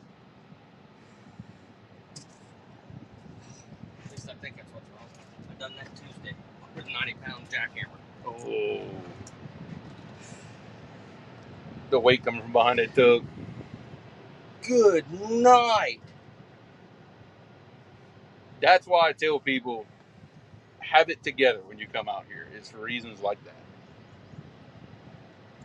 Because that now, look, I'm telling you, it's going to look really scary when those big waves come right for us. But just before they get to us, they're going to break and go way down. Because we're in the shallow water. Whenever we hit this ledge out here that we're fishing, they're not going to be 6 foot high. At least I don't think so.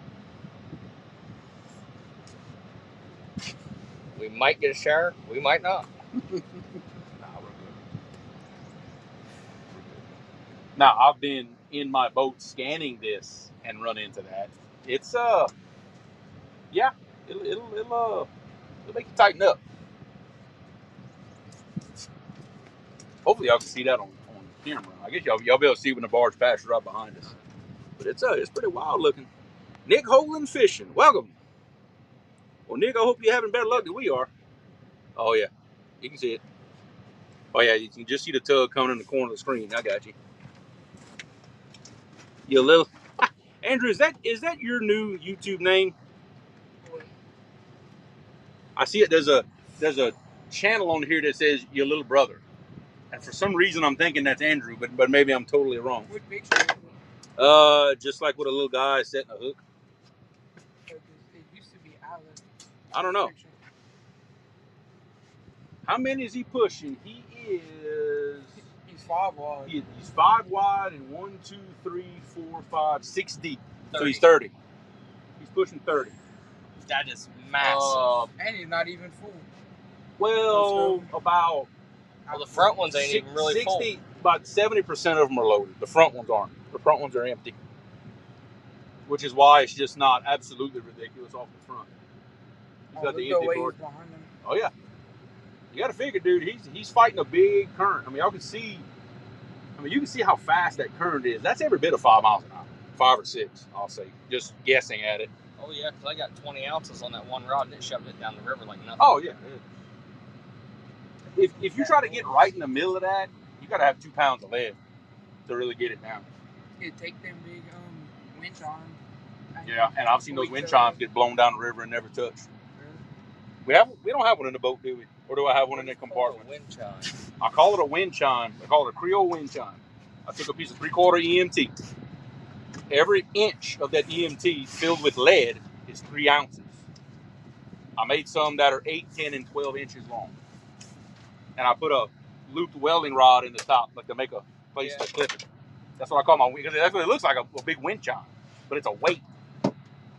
It's I originally made those for drop shot weights in really, really heavy current. And I've seen sometimes where I'll drop those down and still sail out the back of the boat. Okay. Look, my shits, I got Gatorades, I got all kinds of stuff in there. Body armors, whatever you're into.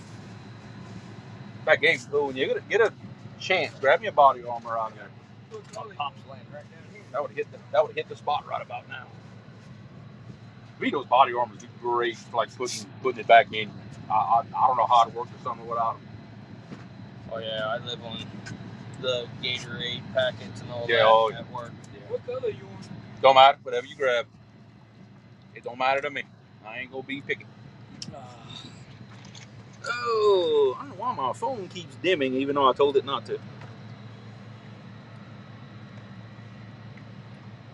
Ah, okay. That's your boy Troy's little brother. Okay. Well, I remember my brother said he was going to change his YouTube name to something everybody would recognize, and I don't know. I thought maybe that was Creole's brother. Yeah. I know. That's what I told him to do. I just can't thank you enough for taking me out. Oh, dude. Like I tell everybody, I come fishing no matter. Now I wanted to make sure to take you out here in a horse fire, right on your right shoulder. Well, there you go. Because I understand that not everybody gets the chance to actually come on this river, even though I'm actually more confident catching fish on the Atchafalaya, which is the only river that I know of that pulls water from the Mississippi instead of putting water in. And Atchafalaya is whoa.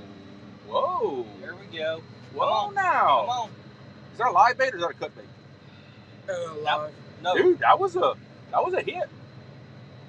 Wait, no, I don't know. Live. That's cut. Okay. Either way. That's got the head on it. Ah, my favorite piece. It would be fun to wakeboards on. You ever having a jet ski behind you? Cool. We see how those waves dissipate by the time they get like back here. We may not see waves at all from it. It's like when a barge goes by on the Ohio, you experience rollers for 30 minutes after they go by. Because what happens, those rollers bounce off the banks and come back. See, here, what will happen, because of the wild currents you get right here, you actually get waves simultaneously 9 degrees from each other. They'll do this. It's very weird to navigate through sometimes. I said that was wild when we were going up through there, even full speed. When you're going up through there on the river, you can feel the boat doing this number from the currents kicking it around. Everyone wants to fish till it's time to go. Nick Hoagland, yes, I do have a lot of stickers. In fact, hopefully I have some in my truck. I'm gonna feel like shit if I don't have no stickers to get you in my damn truck. You got like I do. 4 left. I do. Ah, awesome. I do, Nick Hogan. If you will shoot me an email. Had you bring me a hat? Creole. I don't have any more. Don't have any? No, I don't. I need to make some more. The last 2 I had, I gave them away in somebody's chat like 3 months ago. I'm gonna do something different with my hats. I don't know what yet. In fact, this is the only one like it actually that I have left. I need to get a hat or something. Hat stickers are easy. Hats to me aren't so easy. I don't know how people do T-shirts and stuff, like with different sizes and everything. That would drive me crazy. But anyway, Nick Holden, if you want to email me, creolecatfishing@yahoo.com. Send me an email. Give me your address. I will hook you up, brother. No problem at all. In fact, thanks to Bobcat, I've got lots and lots of stickers. I emailed him and still ain't got a reply back from him. He's busy. That's what I figured. He's busy. Let's see, where the heck is it? I'll tell you what, though. Have you paid attention to my avatar yet? Apparently not. Okay, hang on. Let me find a picture. Because I'm always watching on my phone. I'm hardly ever on a computer, so I don't get to see that. One of my employees, she's a hell of an artist. I told her, because I always wanted something cartoony. I said, yeah, give me a flat Well, head. I remember your old logo. What it looked like. Yeah, I said, I want a flat head with a spike necklace and a ball gag to go with my name, Fishing Fetish. Oh, that's awesome. Oh, well, dang it, it's on my phone. When we go off the live, remind me. I'm going to show you a thumbnail / sticker design that nobody has seen yet. I just made it the other night. But you know how me and Danny and Jerry and Richard, we have the Mississippi River Rats thing? I think I've designed our logo, and you may be the first one outside of us to see it. It's pulling us.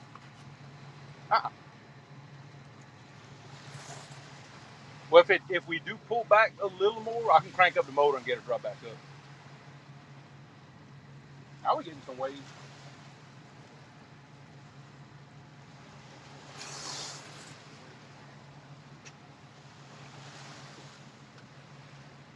If anything, it might push us further up on it.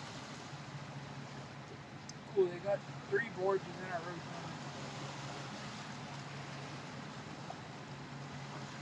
down. Yeah, we ain't leaving from here just yet. I see some more coming down there. Lord have mercy. We've actually had some hits set here. I know.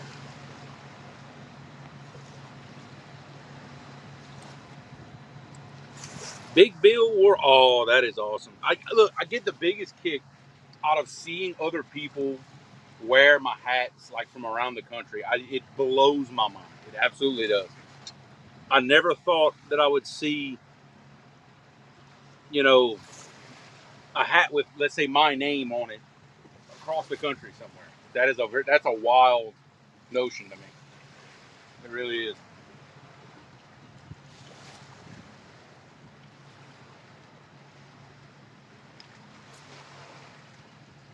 Look at the waves out there that'll never get here. See how high they are? Look at them. They're real long. Yeah. You see how tall they are? That's probably 4 foot, 4 or 5.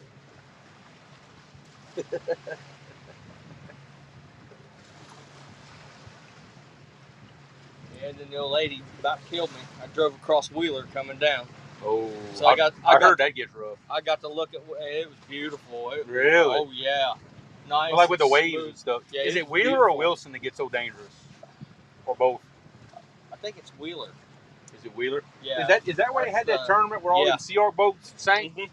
That the Invitational. Yeah. Richard Warscow and Kentucky Catman went down and really fish winter blues on Wheeler. Yeah. And they pre-fished it, and the day they went to go out, there was 6-foot waves, and that's when it sunk all them boats. Mm. They put the boat in the water, and by the time Jim walked back down, Richard told him, said, "That put it back on. We ain't going out in this." Well, yeah, because Paula was going to fish that tournament, and Paula was like, "Nope, ain't doing it." And I'm like, "Hey, if you don't feel comfortable, don't do it." Oh heck no. Well, see, I've got a lot of experience up on Erie. Oh, so, yeah, that's big so water. 4-footers ain't nothing. Yeah. If you got the boat for it. Yeah. If you got the boat for it, it's not a big deal. But, it looks like it is, but it's not. Back here. Go back here. Show you what I got the fish on down on Lake Wiley with Richard. Man, they are nice, but I wouldn't take it on rough water. Brian B, I still see you in here, brother. My arch nemesis.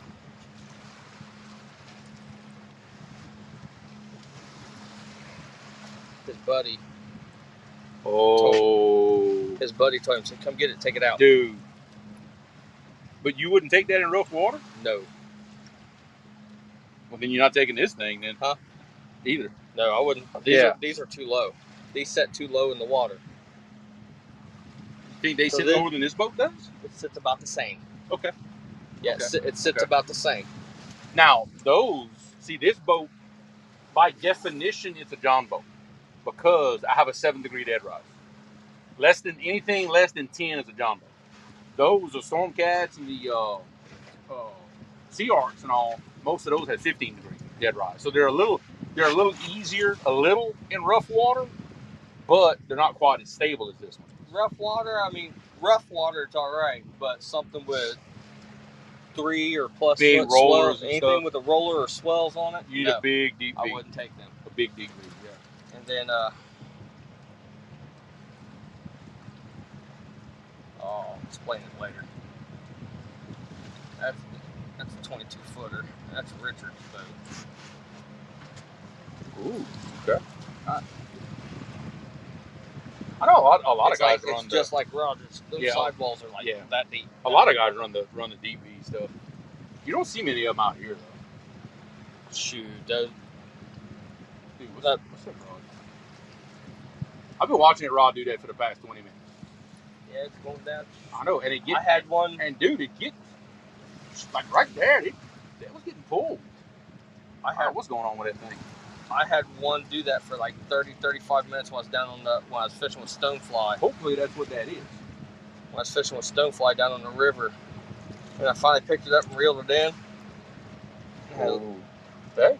Little flathead on there the whole time. I'll take that today. So we were down there and wasn't there. Didn't have the rods in the water 5 minutes. I pulled in about a 12-pound blue. Hey, right now I've got a little slack in it. And a hybrid striper. Ooh. Now they got hybrids in here. They went on the stringer. Yeah, they got hybrids in here. I caught a little flathead, probably about like that. That's that little guy. There's a blue in the striper I put on the stringer. Yeah. And like I said, they're coming right below the dam, out of the dam. Oh yeah, y'all were right out of the dam. We used to be able to get that close. We can't anymore. That's from the bank. Yeah, not even from the bank. They won't let nobody do it no more. But I caught 3 flathead, 1 blue, and 2 stripers. That's a long one, huh? Oh yeah, Jesus, he's long. That got me a Fish Ohio award. Really? See, they don't do that around here. They don't do none of that. And then at the same time, I caught that hybrid and that little flathead. Nice. To me, that's I like catching all kinds of different stuff. You know, it's cool. I always did like that. Let's see, check up on chat here. I don't want to get Catfish Weekly Lyle. What's happening, Lyle? What is happening? Big Slim 91 Lyle. We're on the big one, baby.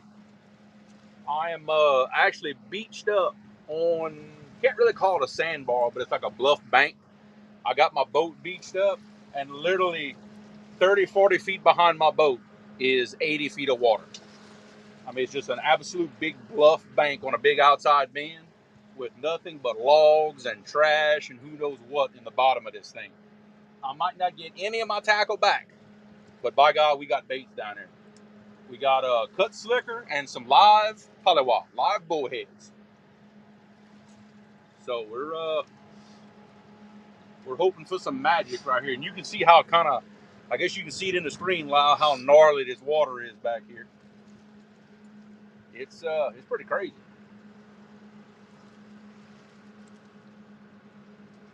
This is definitely the most current I've ever seen. probably the most current a lot of people have seen. And this is, to me,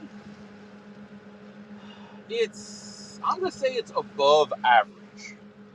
I've seen a lot faster than this, but I've definitely seen a lot slower.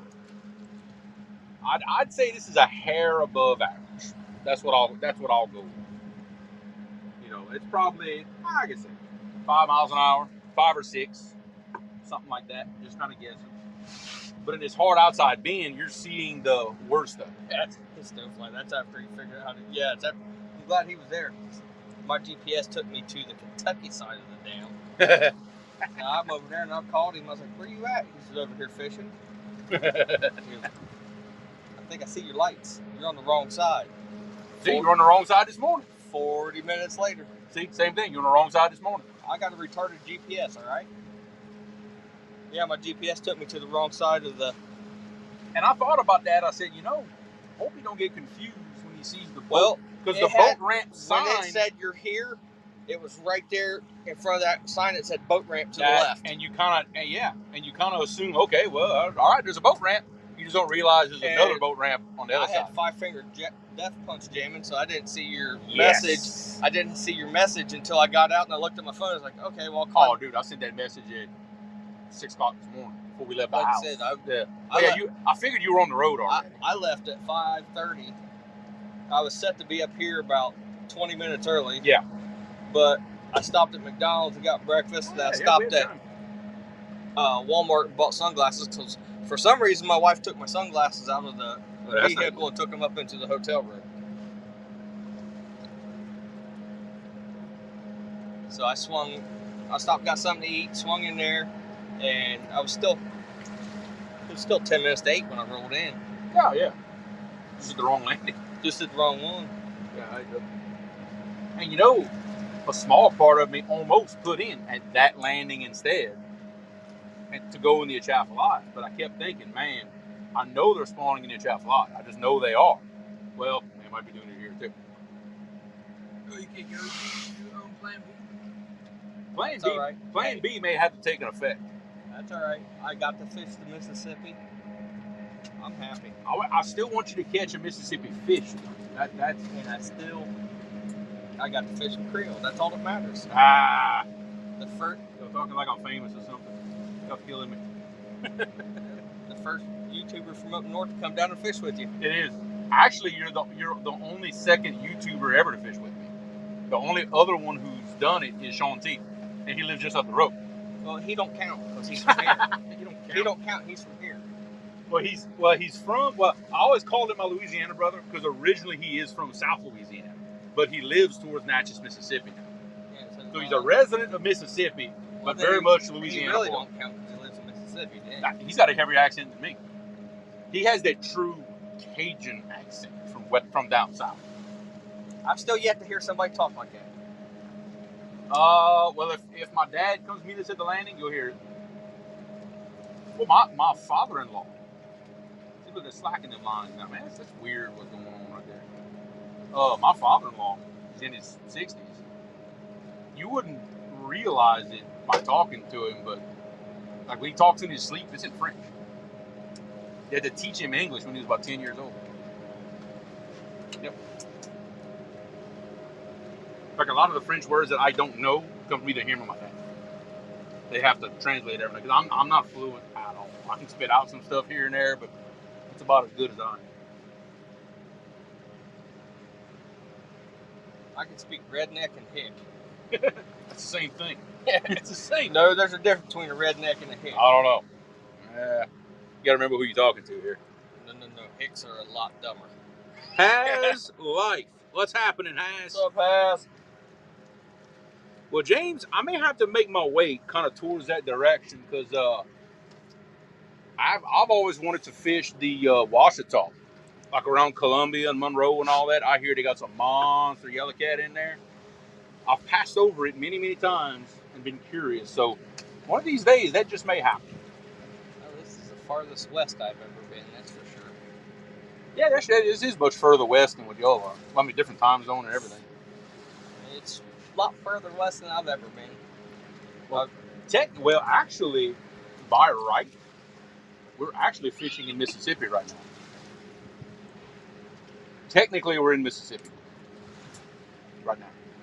Means we're on this bank. The state line is actually right out there.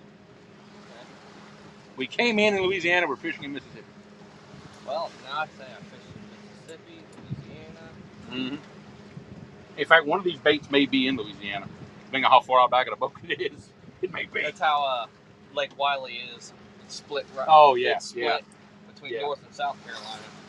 It's got to be the current that's doing that to that rod. It's got to be because it's been doing that for way too long. Got to be.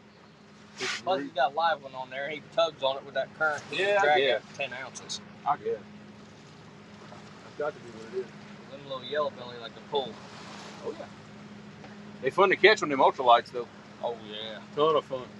I got one. Like I sent Gabe yesterday afternoon, like, hey, go catch me a few real quick out of this pond. I mean, it's just like 3/4 mile down the road. Went and I called him a little while later. Hey, how you doing? Oh, I already got 10. It didn't take long at all. And it's doing my buddy a favor because his pond's infested with them. He's trying to get them out because they're eating all the food for his hybrid brim and everything. So I'm doing him a favor.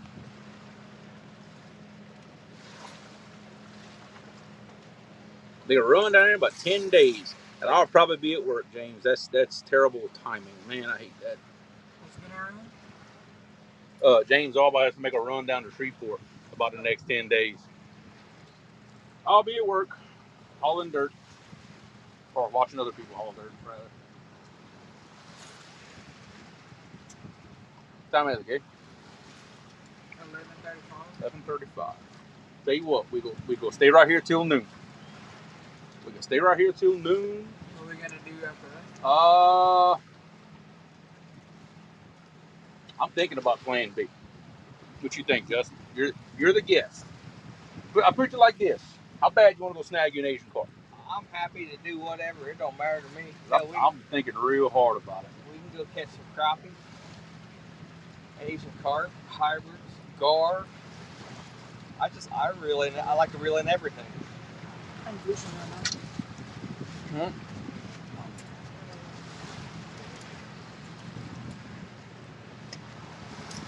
It's funny we didn't see in some of these little back. Now I tell you what, a place where they might have some Asian carp is right across where that big sandbar is in that inside man. So I don't know. So we'll still give this till 12 and creep over there. It don't matter to me. Well, there's got to be some in here somewhere. I'm just not like in the trap line. I can tell you, I can go blindfold and say, hey, right here, that's where they're gonna be. You know, I'm just so familiar with that stretch of river.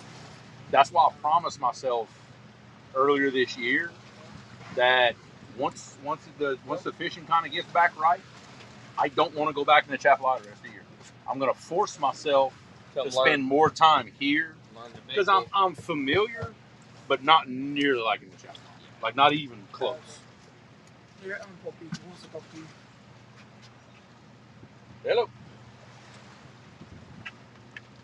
Hello. Hello. Hey. I don't know. I decided it. Whenever.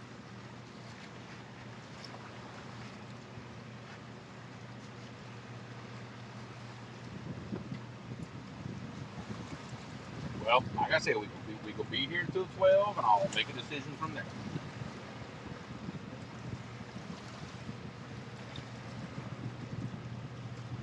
Oh, for sure in 30 minutes we'll be loaded up. It might not even take that long. For sure at 12:30, boat will be on the trail. Wait, turn the TV down. I keep hearing myself talking.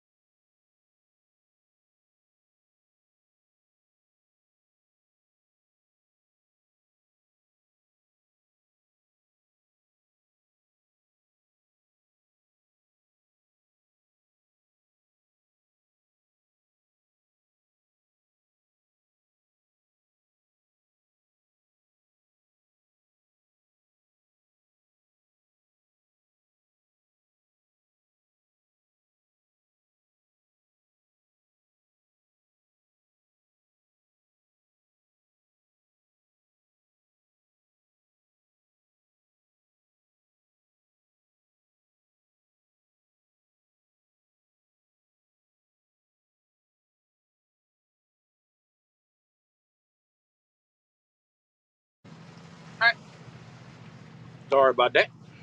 We were planning stuff. G-style fishing. What's happening?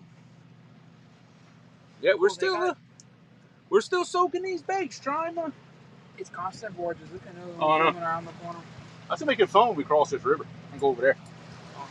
That's gonna be fun. Oh well. So be it. Yeah, that's got to be the current thing. That's just, it's gotta be. Yeah, whatever log it's hung up on is swinging, swirling around, tying it in a knot. I'll tell you like this. I'm not expecting to get any of these rigs back. I'm really not. I'm not. But you know what? Sometimes that's what you got to do to go after them. If you ain't got a chance of getting hung up, I'm not sure you're fishing in the right spot. Exactly.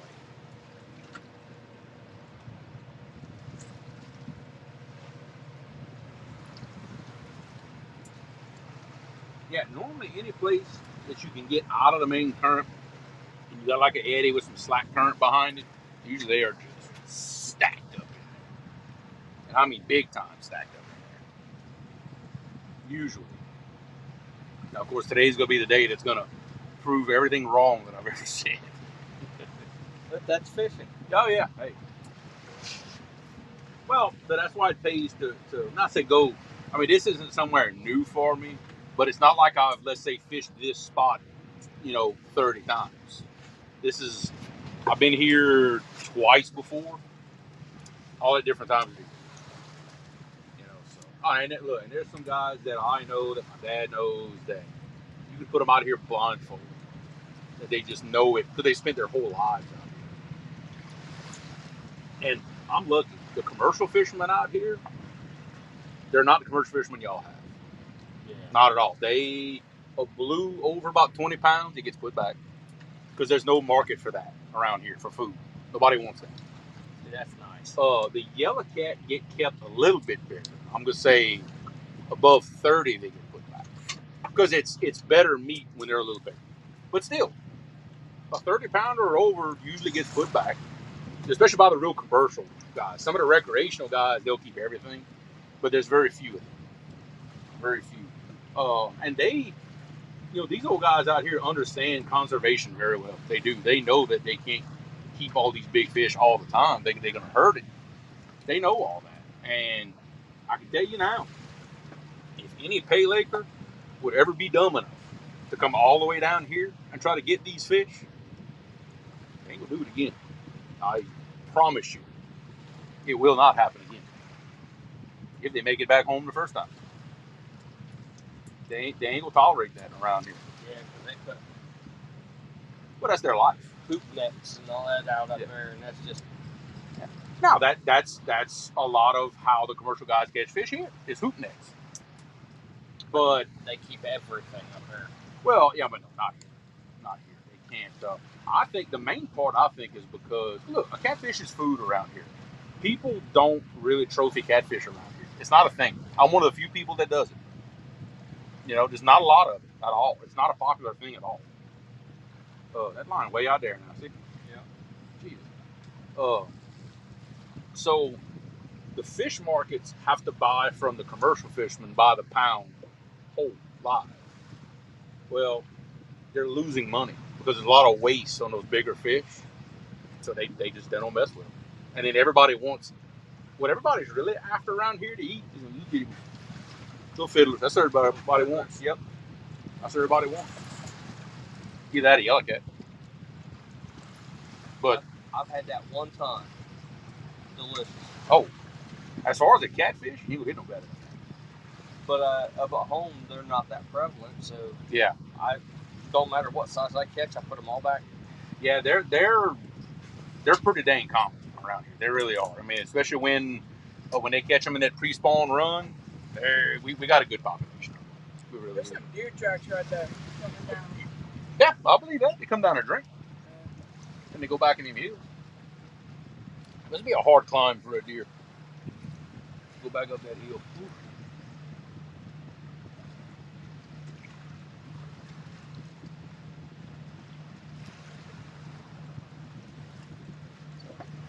That's my big one I caught right there. 4 foot of water.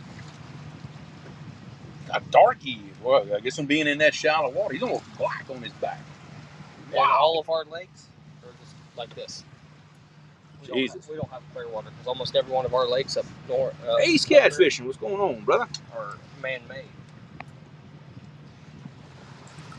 The biggest yellow cat that I say we, as a group, even like amongst a friend of mine, biggest one I've ever been around that was caught, 55 pounds. But it went on rod rig. Now, I've known people, and they've just happened to see in pictures and stuff of some that were caught twice that size. But that's usually commercial fishermen, trot line, stuff like that. But the vast majority of the times, those fish get put back. I was bass fishing when I caught that one. Really? I was bumping a black and red pig jig along a log. And you probably hit him in the face with it. And he hammered it, it folded the rod on 10-pound test line. You're probably trying to figure out what in the world just happened. I was like, whoa! I turned the boat trolling motor on high and I chased him for an hour. What is going on right here?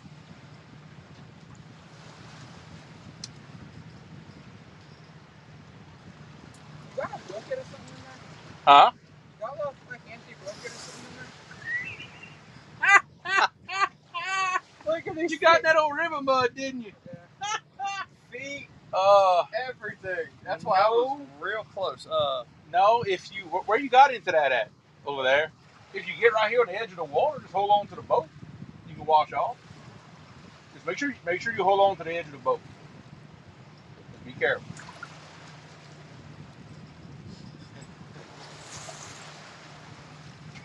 I said if Gabby was with me, she'd purposely be in that. Oh, probably. Yeah, but that's that old river silt. There ain't no bottom to that. You know? Oh, man. I was walking over there, I was nice and easy because I went knee deep. Got stuck. Yeah, you don't want to walk in the gray stuff. Brown stuff, okay. Gray stuff, pas bon, like we say. Not good. You will go down. Let's do a little. What time we got? I'm monitoring our. I can't believe we didn't get a fish right here. I know. I thought for sure when that one started acting up, it was going. I thought for sure right there we nailed one. Well, but actually, you said earlier what I've been thinking myself. The trees are still flooded. The fish are in these trees, and we're not going to start seeing concentrations of these fish out here until the river goes down and the water gets out of these trees. Because they're up in them trees. Yeah. Going after. We fought the same thing last year. Bluegill, crappie. They're going after smaller fish hiding around them trees. David Smith, fish count is a big old 0 right now. We have been struggling to find fish. Of course, look, we're in the spawn right now. River's up. You know, all great excuses as to why I can't catch fish. But hey, it is what it is. It's not the best of conditions. But hey, you know what? We came out here anyway. Now, what we're fixing to do here in a minute is we're going to pull up the lines. We are going to change strategy, and we're going to go find us some big old Asian carp to bury a hook in for a little bit of fun, a little bit of drag streaming fun. So that's the next plan.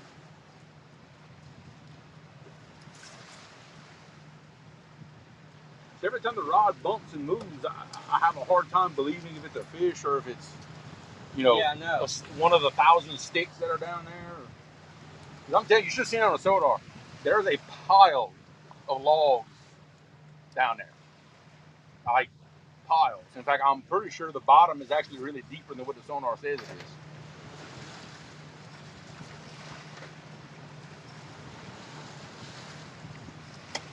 I remember looking at it good with down scanning. In fact, when I made all those marks on my graph of where that channel edge is, I remember seeing like 20-foot thick of logs down there, which normally would be an incredible spot. But if they're on a nest down there, it doesn't matter if you hit them in the face with it. You know? They ain't gonna hit it. That's all. Well, there's some bars traffic in the river today. Yeah, there's one behind it too. Yep. Good night. That's like what, 6 straight? Yeah, and that's a lot of traffic. Normally I'll see one, then maybe 30 minutes later, like you know, not where you can literally see. Look, you can see 5 barges from where we're sitting. You can see 5. That's a lot.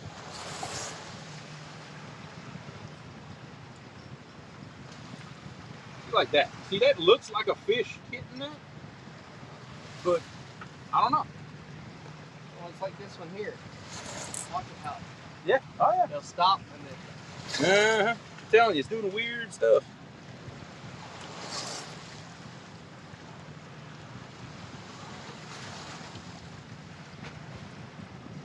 You got all the mud off? Look out. Uh-oh. Uh-oh. You better get that. Shoot. Just about lost it. Oh, man. My goodness. Looking like some rookies out here. That's hilarious. Well, the sand was hard. Yeah. Man, so. All right, guys. What you think, Justin? Plan B? Plan B sounds. Plan B. We are fixing to target a different species. The catfish don't want, so we're gonna do something a little different. Now, let's see how many of these lines are hung up. That's gonna be the first thing.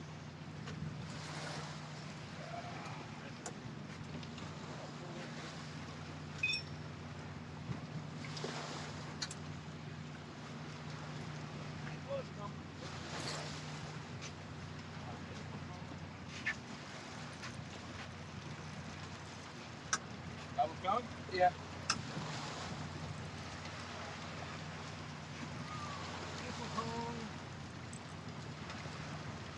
Nope. So those two are coming in. Oh, wait, now I got Those him. still there. No. Those hung up on the same thing. So we're all hung up.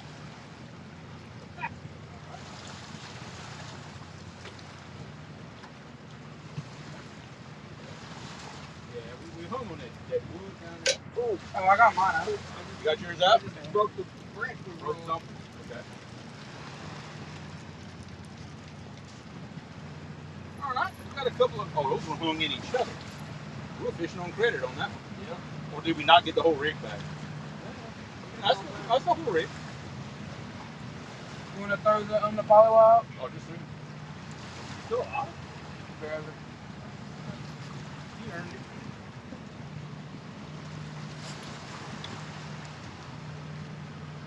These two are still hung. Oh, okay, this will come out. This will pop out or whatever was going on. Got that one too. Come on. Get out there, boy. Come on. It's rubbing on. You feel it rubbing on stuff? I got it. Did you get all of the rigs back? That's all. Good. Look at that. All right. Wildcat rigs ain't going broke after all. Go ahead and take the weight off there. Hate to say that, but I think it's done catfishing. Yep. Time being.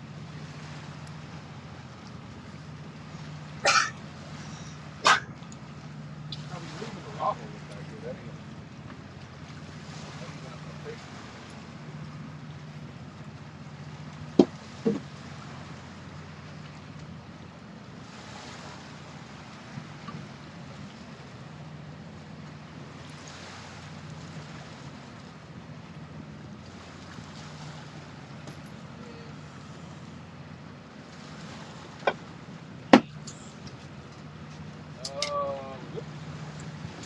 This one up front.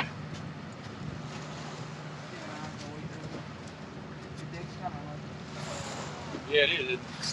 Hey, I'm telling you, these little shoes, dude, that's the ticket. That's what I needed, something like that. But these have the big soles and stuff. All right, now don't you get that one hung up now. You're 100% so far. Don't let me down. Ah, damn, that's what I'm talking about. All right, Gabe, you want to get our little bullheads out of the live well? You want to throw them all up? Still firing. Yes. Yeah, let's throw them out. Let's let them live.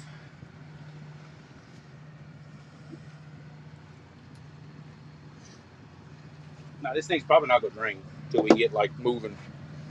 We'll go ahead and get them out of there. All right, so hold tight, folks. The show is not over yet.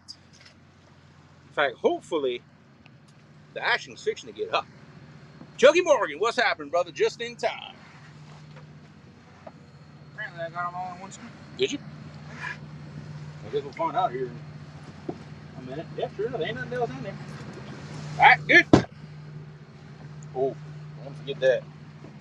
Well, we had more than 10. We must have had about 12. Definitely don't want to leave that. Oh, no. Just put that in a very safe spot. As long as you don't go in the water. If you want, you can put it. Well, if you want, you can put it like back in my tackle bag or something. Or look, I can put it in my dry box right there if you want. Tackle bag work, hell, it don't matter to me, whatever. Put it right here.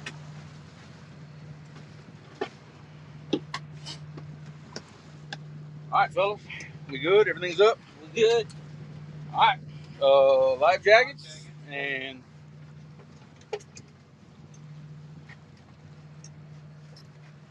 And just make sure the sphincters are tight. We're good. Of course, those are some small boards. They ain't gonna be as bad as that big one that ran. All right. So if we don't mark none right there, we're gonna go to the it's possible. commercial line. It's possible, yeah. Alright.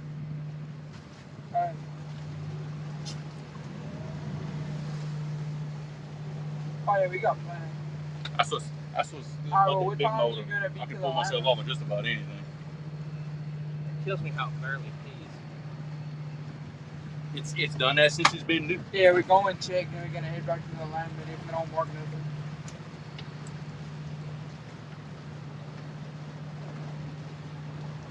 Yeah, you hear it? It'll get a little stronger in a second. Yeah, see, there's it. You're an idle. That kills me how. I don't know. All right, Yeah. Gabe. You sit down, bud. It's across some rough water. I don't know why it's standing up. Okay. Alright. All right. He said he's leaving the house now to go get the stuff. Well, yeah, but I told him I would call him. Okay. I mean, we find some Asian carp, we ain't gonna be back there no time soon. Yeah, just have to wait a little. Yeah.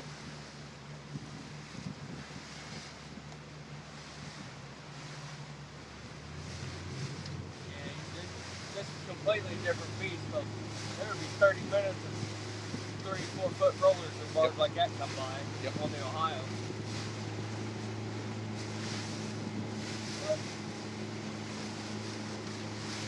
This is probably the widest part of Ohio. Really? Yeah. And this is, don't get me wrong, this is a decent average as far as the width of the Mississippi. But we're also a lot shallower too. Yeah. 30 foot. Like we just passed 90 foot of water.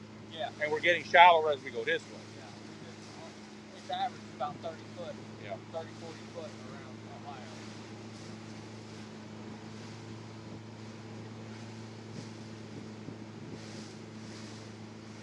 And if you look real close, the waves are coming from two different directions. Yeah.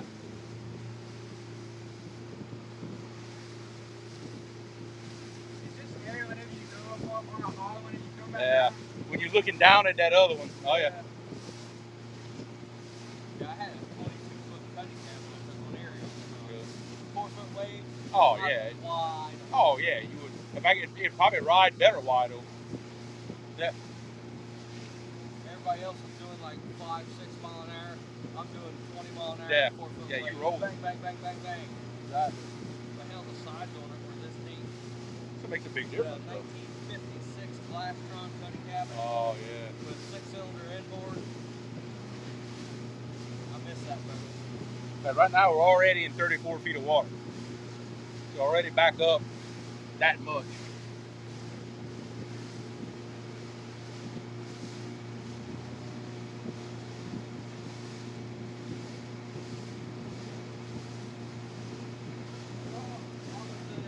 They're about to get hammered rained on over there.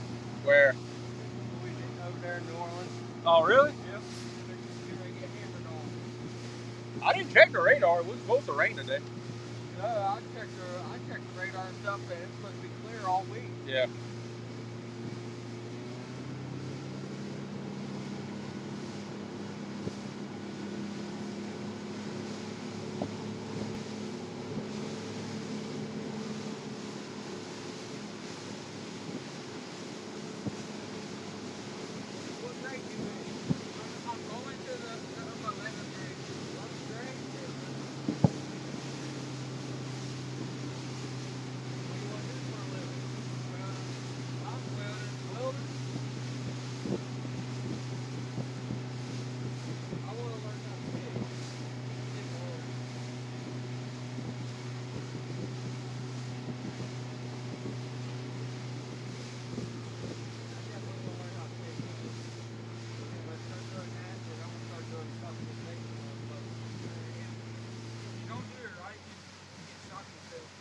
The first time I tried, I knocked the piss out of myself.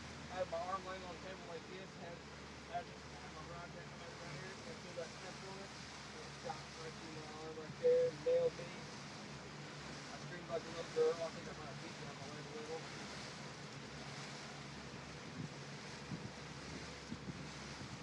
I always wanted to be an underwater welder. Yeah, they make mad cash. But you can only do it for like 10 years. So you can't do it's like a 10-year career and you're done. Also the pressure of the water in the body. So I went into electric. Yeah, we have a 10 foot of water right here. 19 years old, I became an electrician. Feast or famine. Summertime, you're busy as all get out. Wintertime, you're struggling to make ends meet. Yeah. So I got out of that. And now I run airfield lighting at an airport. I actually just made the FAA write a whole new paper just for our airport. Cool. Because we're the largest non-federally funded airport in the world. Yeah. It's an old military base from the 40s. Ah, well, you see that the airport in Alexandria used to be England Air Force Base. Now it's England Air Park. It's a decommissioned. The military still does a lot of stuff there. It's like a big staging area for deployments and stuff. Because Fort Polk's just down the road. Yeah. You know, Fort Polk's right there, so they do a lot of deployments from there. I thought maybe, just maybe, we find some old Asians around here. Old Asian carp. But you see, there's a lot of current. Well, not the right kind of current. Let me say that. Not the right kind of current I want to go catch them. So, there's none right here. Huh? If there's none right here, we can maybe check right there around the landing in that slack water, maybe. Yeah. Like right there by the living. That's kind of what I'm thinking. We could make a little loop, but yeah, if they're not right here, I don't see them being anywhere else because we're in awfully shallow water. So if not, we'll just go by the whole lot. Yeah. It's like I know they're there. I know they're by the whole lot. It's just so easy, you know. Locks, yeah. That's like. Well, we call it a lock. It's really a dam. Everybody calls it the Old River Control Structure, which is the structure preventing the Mississippi from jumping its channel. Yeah. Is that a gator up on the bank? Is that a log? No, it's a break in the sand. Never mind. I thought it was a gator laying down. You got me all excited. Yeah, I thought it was a gator laying down. I was getting ready to rip my pocket off to get my phone out. Now, if you want to see gators, dude, I could have brought you to a spot you could have seen all you wanted. And dude, the prettiest like big cypress trees and stuff right there by my house. That would be cool. About 10 minutes from the house. Yeah, seriously. And it's a real shallow little, we call it a river, but it's a little long, skinny lake. This is a picture of a bigger alligator, had a smaller one in his mouth. Wow. Wow, I didn't realize that. Yeah, it ain't none back here, dude. There's none. It's funny for none to be back up in here. Yeah. Okay, well, we know what to do. How deep is it back here? 8 foot. I'm thinking everything's in the trees. Yeah, that's got to be what it is. In the trees. That's what it is. Especially, well, the Asian carp are filter feeders.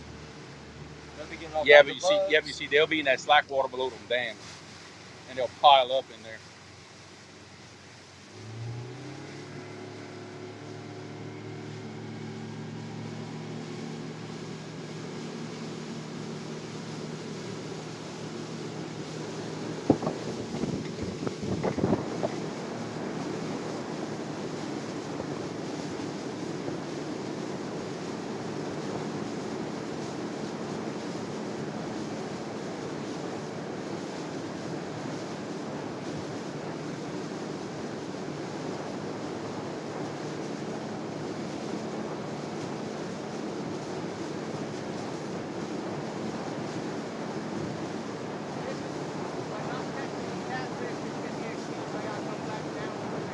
There you go. Hey, if I had to give you a target date, I'd say Halloween. Late October. Yeah. Late October would be.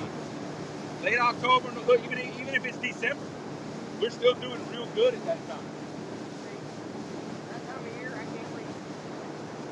Yeah, because of what, yeah, exactly. But, being our spawn is hitting a little earlier, I'm hoping it'll be done earlier. Alright guys, I'm going to mute the mic. It's going to get a little loud.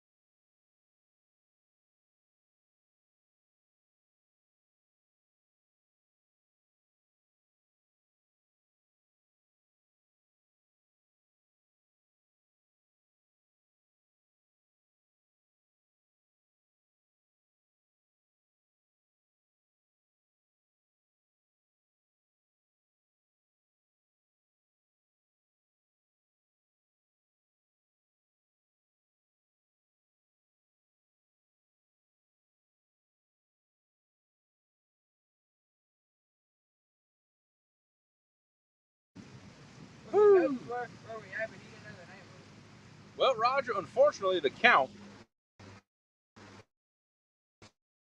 no catfish. In fact, we are changing game plans.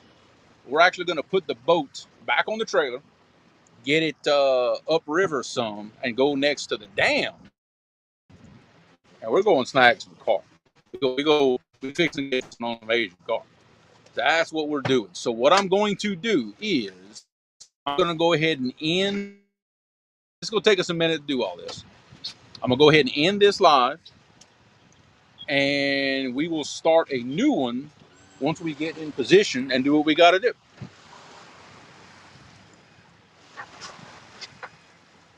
So, for those who want to watch some Asian carp snagging, y'all just watch for the next notification. It might be a little while, but we'll see y'all later. But for those who hung out all this time, look, thank y'all. I appreciate it. Y'all are very, very good to me every time I go live. So, until then, bon pêche, everybody. Later.